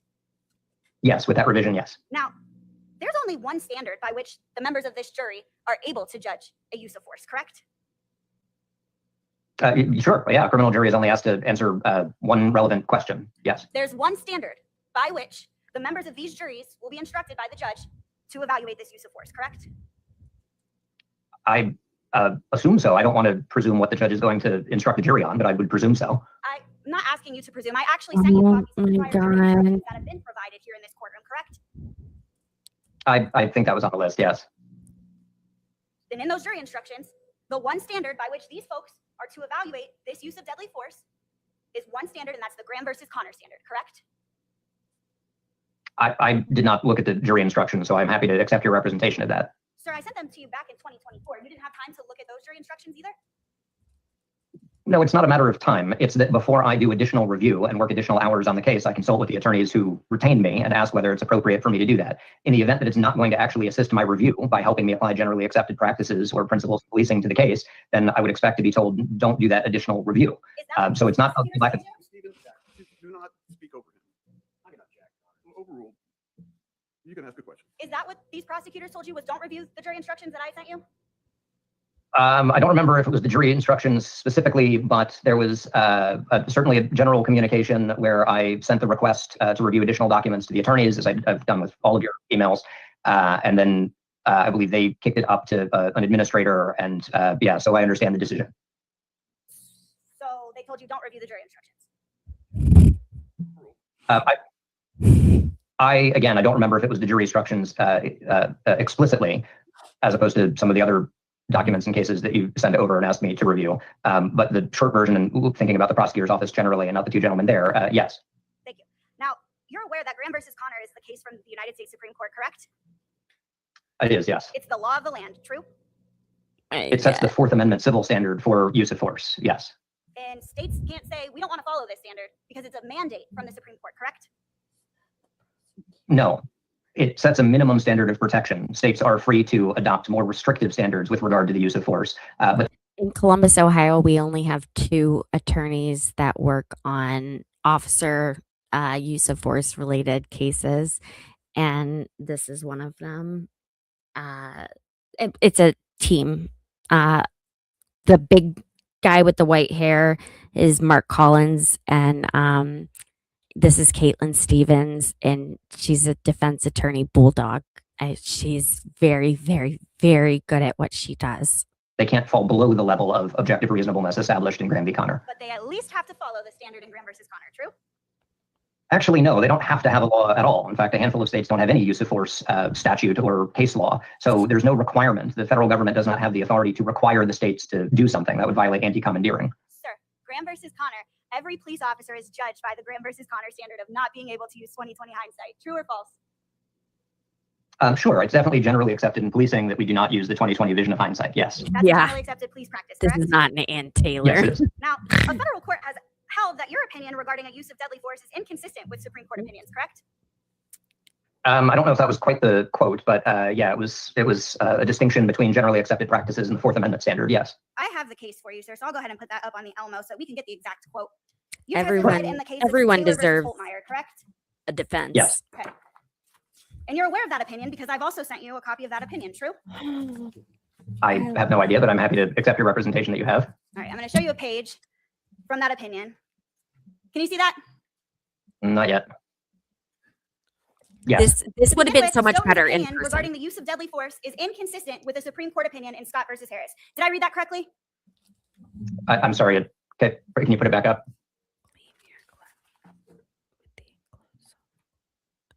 You see the highlighted part? I'll cover I it. do, but it's moving around. It's moving around a lot. So it says, but to begin with, Stoughton's opinion regarding the use of deadly force is inconsistent with the Supreme Court opinion in Scott versus Harris. Did I read that correctly? Yeah, that portion is more or less correct. And later in that paragraph, it talks about the distinction between imminent threat of death or great bodily harm and the general reasonableness standard.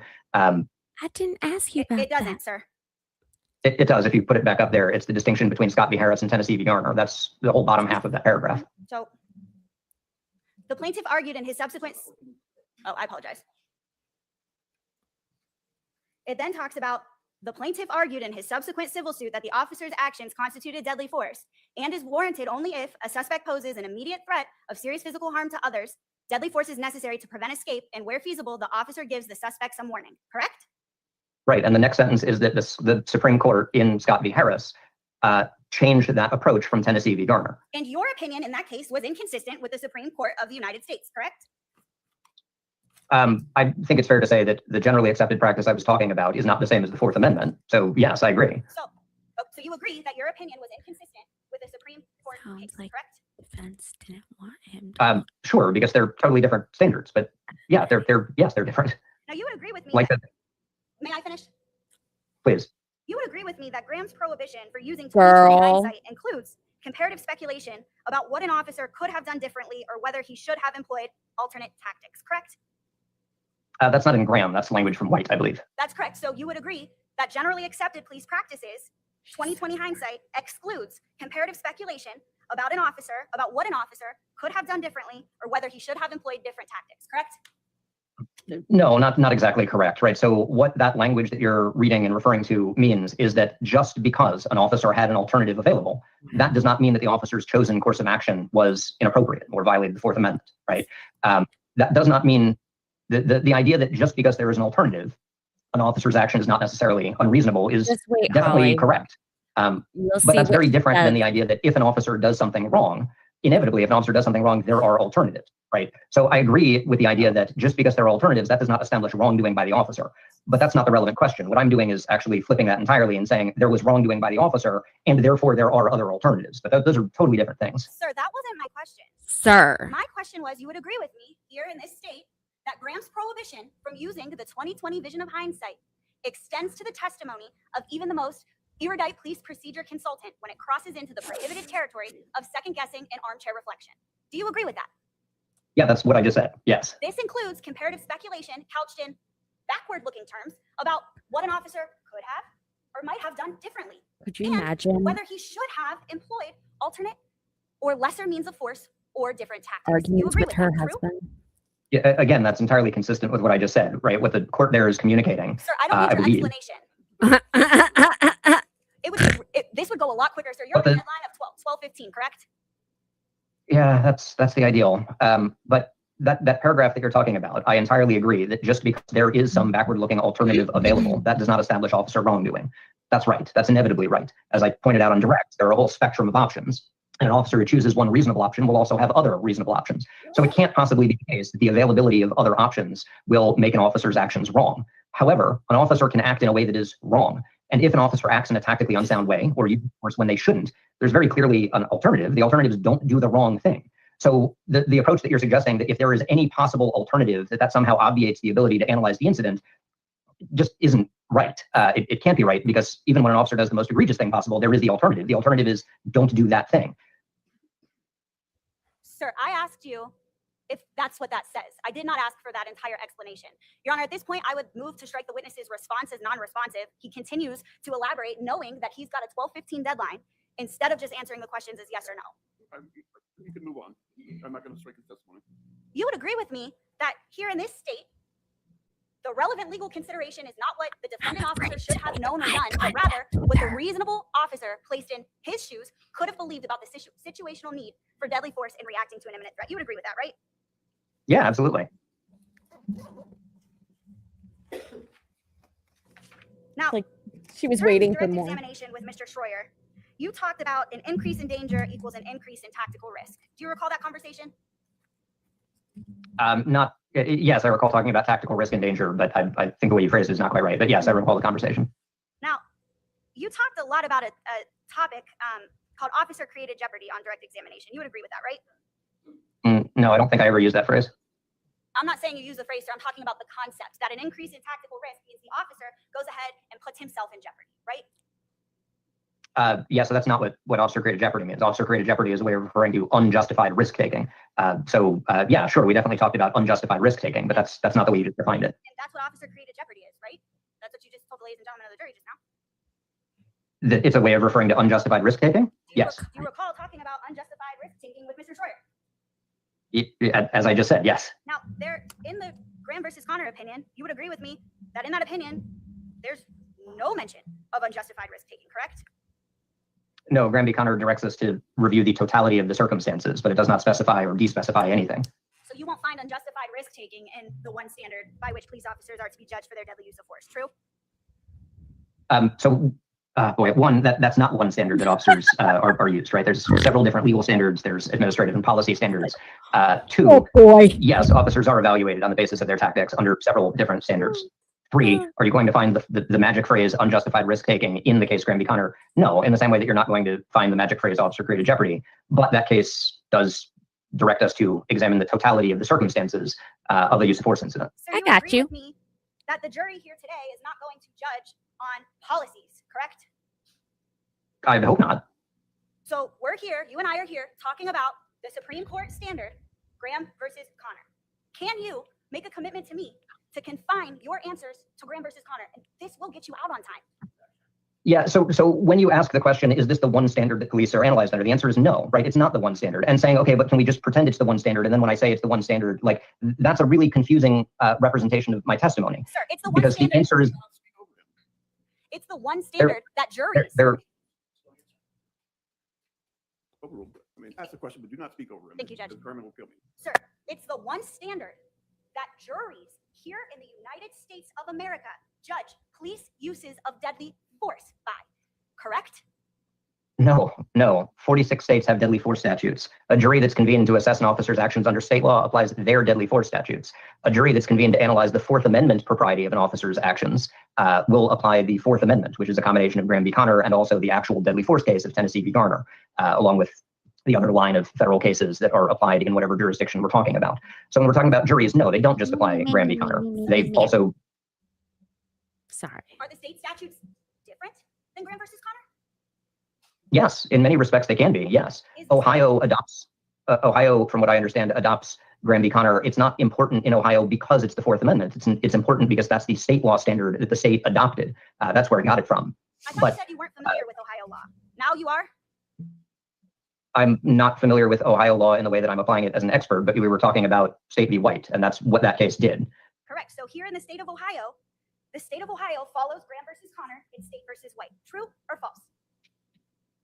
Sure, Even yes, I know it that. incorporates Graham v. Connor into state law in that case, yes. Now, the phrase that you used, that hindsight is 20/20, you talked about how it's prohibited in front of a jury. I think you stated. Hey, YouTube, have you double tapped your phone screens yet to like this video? Have you double checked to make sure that you're subscribed to the channel? Please take a second to do that right now. Thanks so much. That if officers don't know what's going on at the time, then you shouldn't take that into consideration. Do you recall that line of questioning by Mr. Schroyer? I'm not sure what you're referring to there.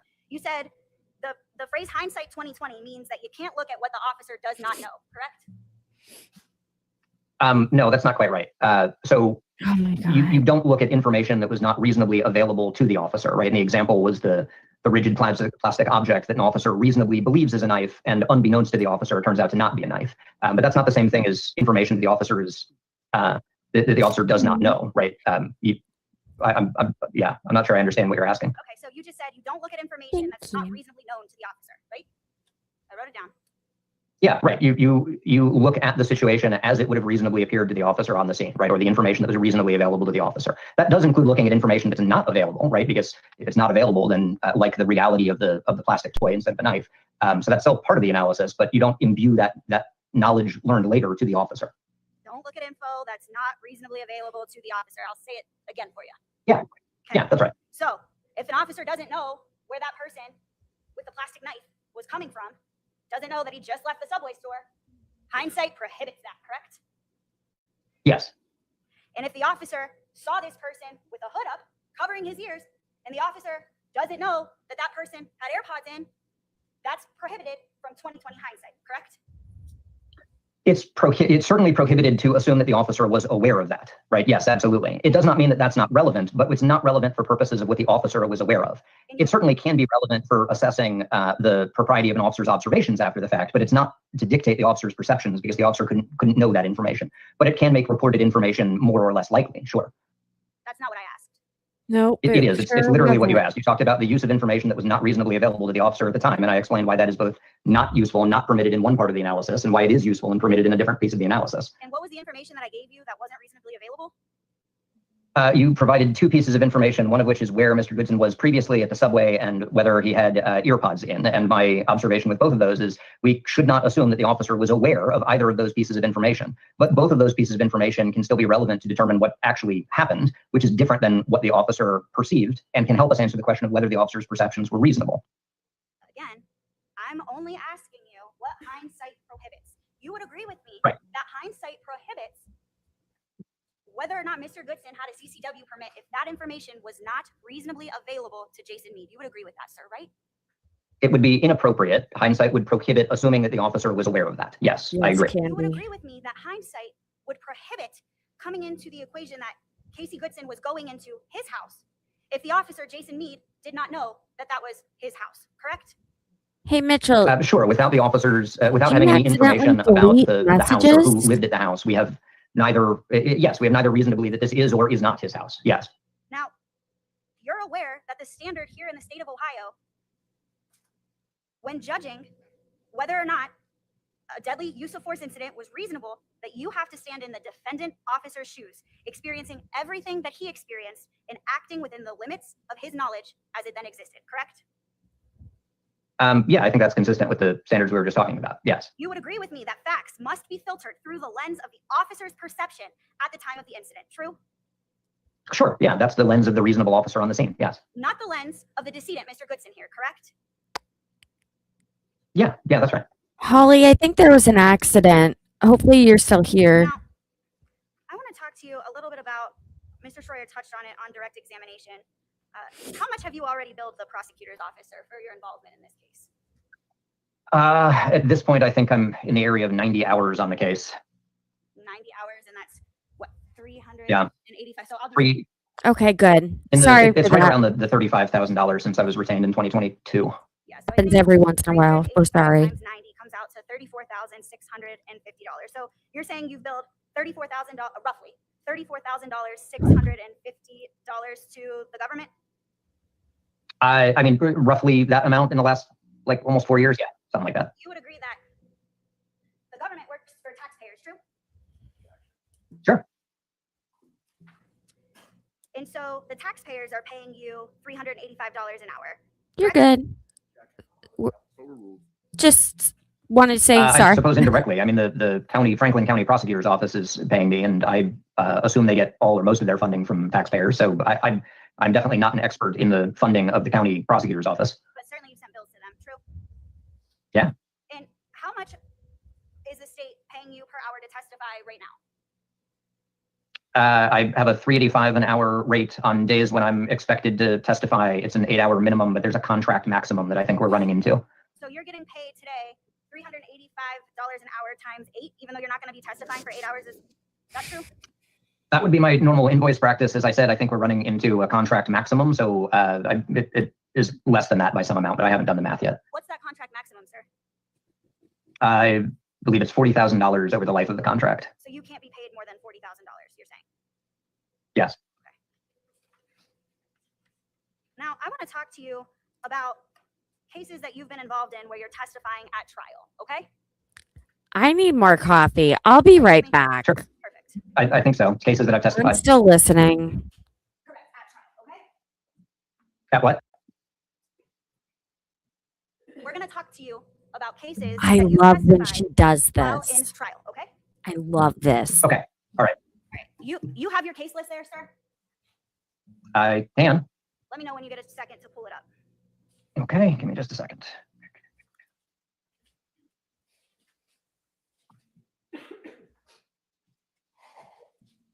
Okay. Okay.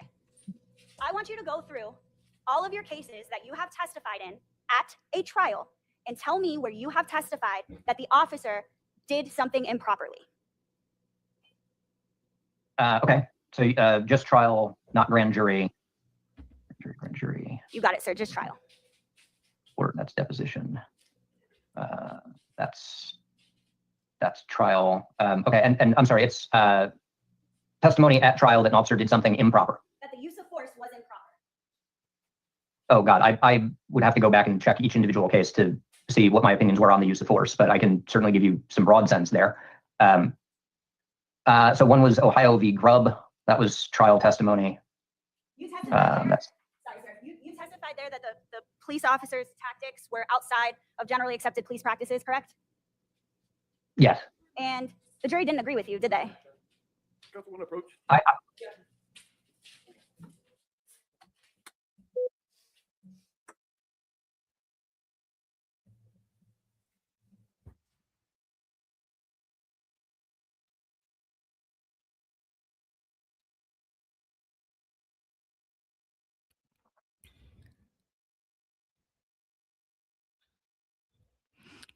Wait, hold on. Let me read this.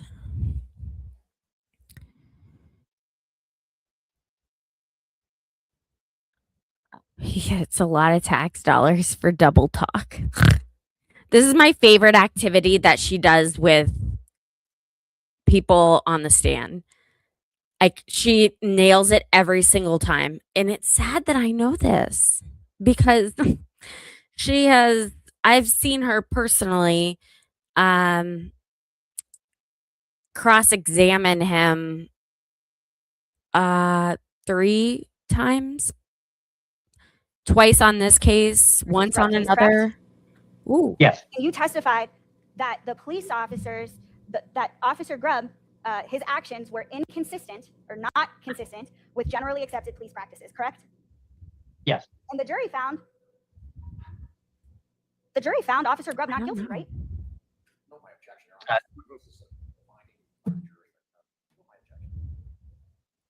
The jury disagreed with you, correct, Professor?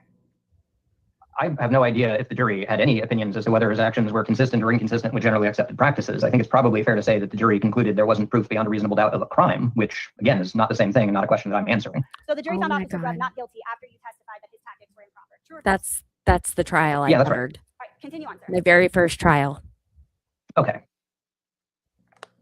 That's It deposition, happened that's 2 miles deposition. down the road from where I'm sitting. I think the next one is People v. Grayson. Okay. He forgot that one last time. And she Do you want offense me to to it. have the same discussion about that one or just go on to the next one? No, sir, let's just go through them. That's a deposition. There is a the people are Colorado v. Buen, B-U-E-N. That's related to the shooting of Christian Glass. That was trial testimony. Use of force, opinion letter, report. Texas v. Taylor.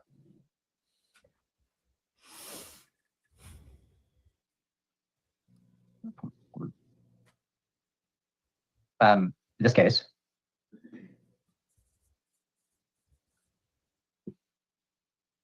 A case in New York called Nigro, N-I-G-R-O. Yeah, we thought as much. No, that wasn't a trial. Herndon v. Henderson Police Department. Oh, someone went after an entire Michigan v. Schurr, SCHURR. That's just grand jury. That's grand jury. That's grand jury. That's deposition. That's deposition. That's grand jury. That's deposition. That's grand jury. Double tap your screens, everyone, and That's make grand jury. sure to hit No, the that's like grand jury. or Grand jury. subscribe button. Sorry, I was reading something. Deposition. Minnesota v. Potter. Oh, his Minnesota work. Minnesota v. Chauvin in the George Floyd case. One of the Yes. 4 officers. We all know. Ohio v. Coy. That is his Deposition. only successful case in Ohio. Jones v. Pinal, Pinal County. Arizona. Nancy Guthrie. Deposition trial. GIP, GIPP v. Webb. Rhines v. New Jersey, RHINES. Sure, are those civil cases? Some of them, yeah. Okay. Would you agree with me that GIP and Rhines are civil cases? Or I apologize, GIP was a civil case, correct? Yeah. Okay, I apologize, sir. I just want you to confine that to criminal cases. I'm going to cross GIP off of this list, okay? Okay. I mean, a number of those other ones were also civil. Hang on, I can. I think Wayne was the only one, right? Can you follow instructions? There was yeah. Sorry, can you show me? Can you hold? No, I'm the other direction. Oh, there we go. Let's see how you're doing okay, on YouTube. Grayson. Oh, wait. It just changed cameras on me. Come on, guys. I know a lot of people are Thank you. watching this. Make sure to subscribe, This is please. not the technical difficulty I expected to have. Oh, we all expected it, baby. Those are the criminal cases, correct? Yeah. So one of the glasses is not. One of those. It's a civil and a criminal. There are 2 different cases. So one of those is not. Taylor was, Meade was, Nygaard was. Herndon is not. Herndon is civil. Schwer, Potter, Chauvin, Coy. Jones is not. Yeah, Jones is civil. Rhines is civil. Smith is civil. And We're just gonna list them all. I apologize. You can continue. Oh, okay. I have no idea where I was. I'm sorry. Okay. So just gonna use the whole notepad. What? Okay. It'll be fine. All right. Gift runs. Okay. All right. That one's deposition, no trial. That one's grand jury. That one's deposition, no trial. I looked that one's deposition, at the no cost trial. of one of those things. Norton. Oh no, I'm sorry. No, never mind. Not that one. You only wanted cases where I had opinions adverse to officers. That's correct, sir. That Okay. you testified at Yeah. trial. Yeah. That is a very narrow subset of these cases, so I'm having to filter through a lot. I understand. I think I have 2 more for you, sir, if that'll speed the process up. I think you testified in Smith. Yep. Yep. Smith, Akilu Smith, v. Charleston County, and Georgia v. Culmer. He needs to hurry up. I need to go And I think vote. that's it. Did you say Comer or Calmer? Calmer, Calmer. I apologize. In that case, the Comer case, you would agree with me when I say that somebody shot and killed a deputy, correct? Yes. And you testified that the deputy's tactics who were killed were improper, right? Yes. Now, how many, let's list all of the cases where you testified at trial that the officer used force properly. Okay. So can I see that list again? Because there are aspects of multiple cases on that list where there was some potentially proper use of force as well as an improper tactic or use of force. So some of the cases are going to fit into more than one category here. So, Like there were aspects of the Chauvin case, for example, that I testified are entirely proper and consistent with generally accepted practices. There are just other aspects that are not. so I want to talk about only cases where you have Hold on, testified. counsel, hold on for a second. Do all the counsel want to approach? Oh my God, they are getting a verbal lashing right now. Okay, guys, this is your moment to shine. Yes, we all know the song. Please, please, please hit that like button and make sure that you are subscribed to this channel. I do this every Tuesday through Friday beginning at 3:45 p.m. Eastern. And next week I am out. You're just going to have to listen to the dogs barking for a moment. I'm having major surgery off my aorta valve, and they're coming back. I just need my algorithm boost back up. So you guys could help me with that by liking and subscribing. Thank you. Thank you very much.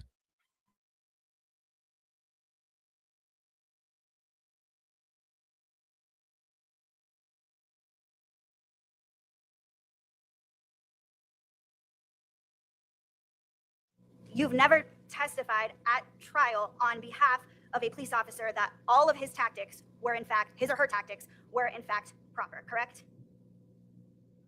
Sure. Yeah, those cases don't go to trial. So yeah, I have a bunch of grand juries with that as testimony or reports as that as testimony. But in terms of trial, no.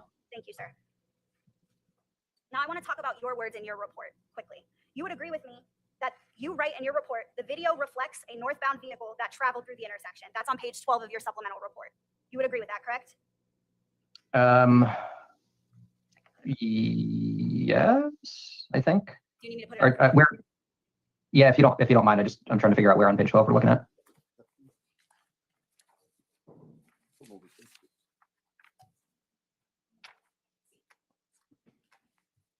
The barking continues. Did you see how long that list was? Preventing me from seeing anything.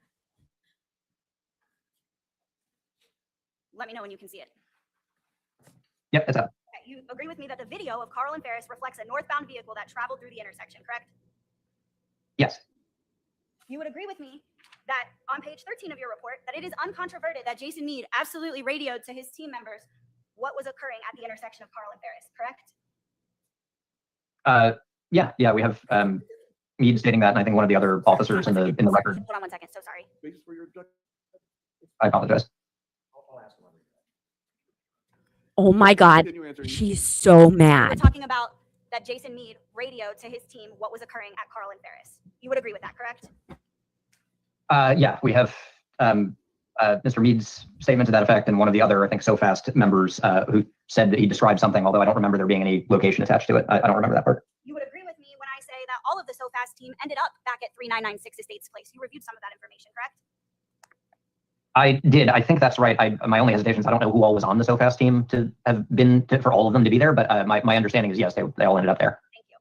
You would agree with me when I say that based on the information that you reviewed, at least 3 of the officers saw Mr. Goodson running eventually, correct? Hold on. Basis?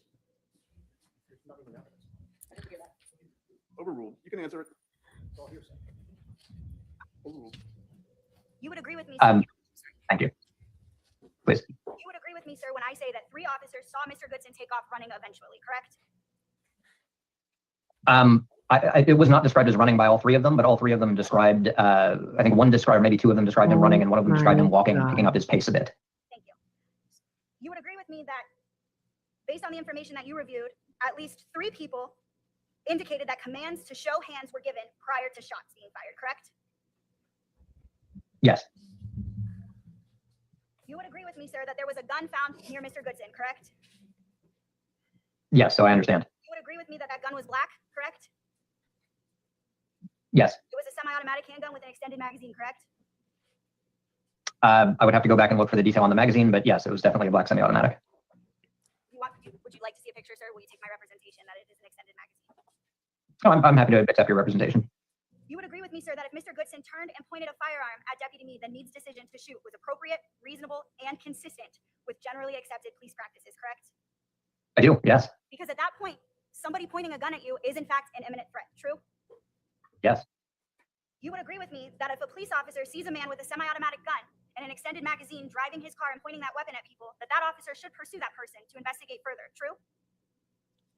I don't know about pursue. I think there are some bounds on that. Like, I don't know if that's going to be a good basis for a high-speed pursuit, depending on traffic conditions. But leaving that aside, if we take out pursue and just say the officer should investigate that, yeah, I'm good with that. If a police officer sees a man pointing a gun at the officer, even for a moment, proper police procedure is to use deadly force to stop that threat, correct? Ask that question one more time for me, please. Sorry, it was a poorly worded question. If a police officer sees a man with a gun, pointing that gun at that police officer, even for a split second, proper police procedure is to use deadly force to stop that threat, true? It often can be. Now, if it's only for a split second and then it's not pointed anymore, the situation has changed. But if we mean like the gun does not have to be pointed for an extended period, yeah, I totally agree. You would agree that it does not have to be pointed for an extended period of time, correct? Yes. And it certainly does not have to be fired in order for the officer to use deadly force, correct? That's correct. If someone pointed a semi-automatic handgun with an extended magazine at you, would you be in fear for your life? It would depend a bit on the circumstances, but I think there's a high likelihood, yes. Is there a circumstance, sir, in which you can think of somebody pointing a semi-automatic handgun with an extended magazine at you that you wouldn't be afraid? Sure. If they're 2 miles away, or if I'm in some kind of MRAP or Bearcat or something like that, looking through a protected port, right, then pointing the gun doesn't really mean a whole lot because there's no opportunity. But again, in most circumstances, sure. What if you were 15 feet away? You'd be in fear for your life, correct? Yeah, 15 feet with nothing in between me and the gun. Yeah, If someone pointed a gun at you, you would respond as you were trained, correct? I certainly hope so. You'd fire your own gun, wouldn't you? I think there's a pretty good likelihood of it, yes. More likely than not? Again, subject to some idiosyncrasies in any given situation, but yes. Say happy birthday, Meowie sir, you would agree Kitten, with me Meowie Kitten. That Happy 33 birthday. is greater than 5, true? Mexican Meowie Kitten. I mean, just as like numbers, yes, 33 is greater than 5, And if yes. police officers came in who had 33 years of experience as a police officer, you would agree that they're more experienced than you, correct?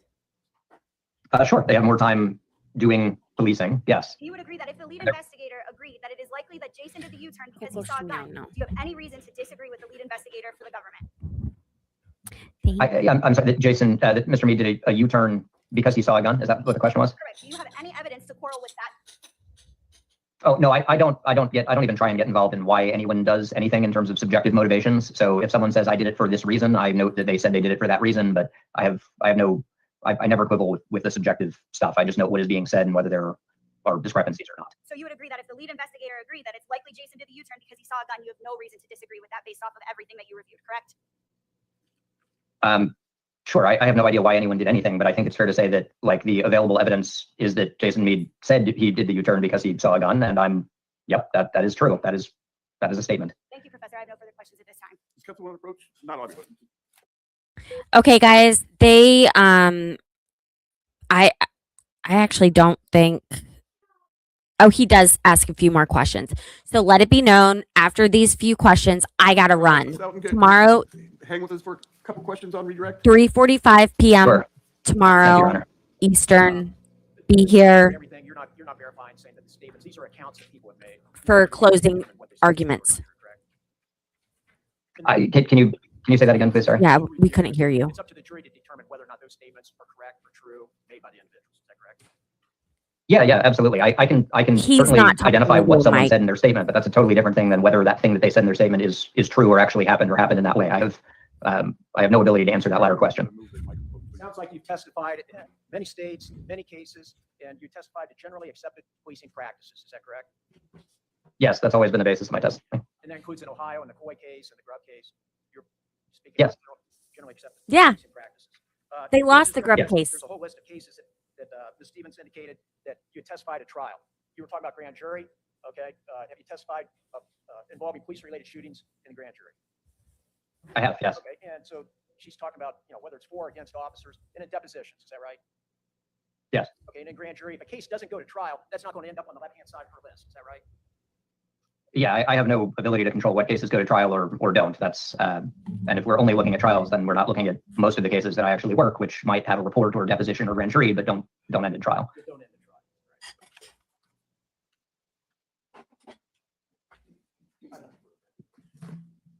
All right, Council Alderman approach. Okay, this is it. Guys, I hope you have a lovely evening. Thank you so much for being here. Make sure to press the like button. Hold on one second.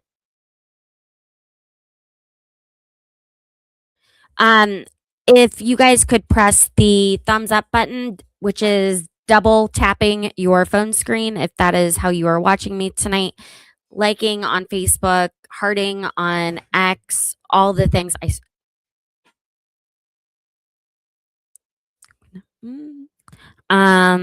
I since he's home, I gotta go vote now. But I hope that you guys have a great evening. Coco Schmeow is gonna have some lovely, delicious dinner, and I'll deal with her. Good night. Thank you, mods, for helping. Thank you to anyone who subscribed today. We're a lot of fun around here, and we do this Tuesdays through Fridays. So, well, next week will be a little weird with the surgery, but we'll get there. All right, guys. See you tomorrow at 3:45. Have a great night. Peace. Bye.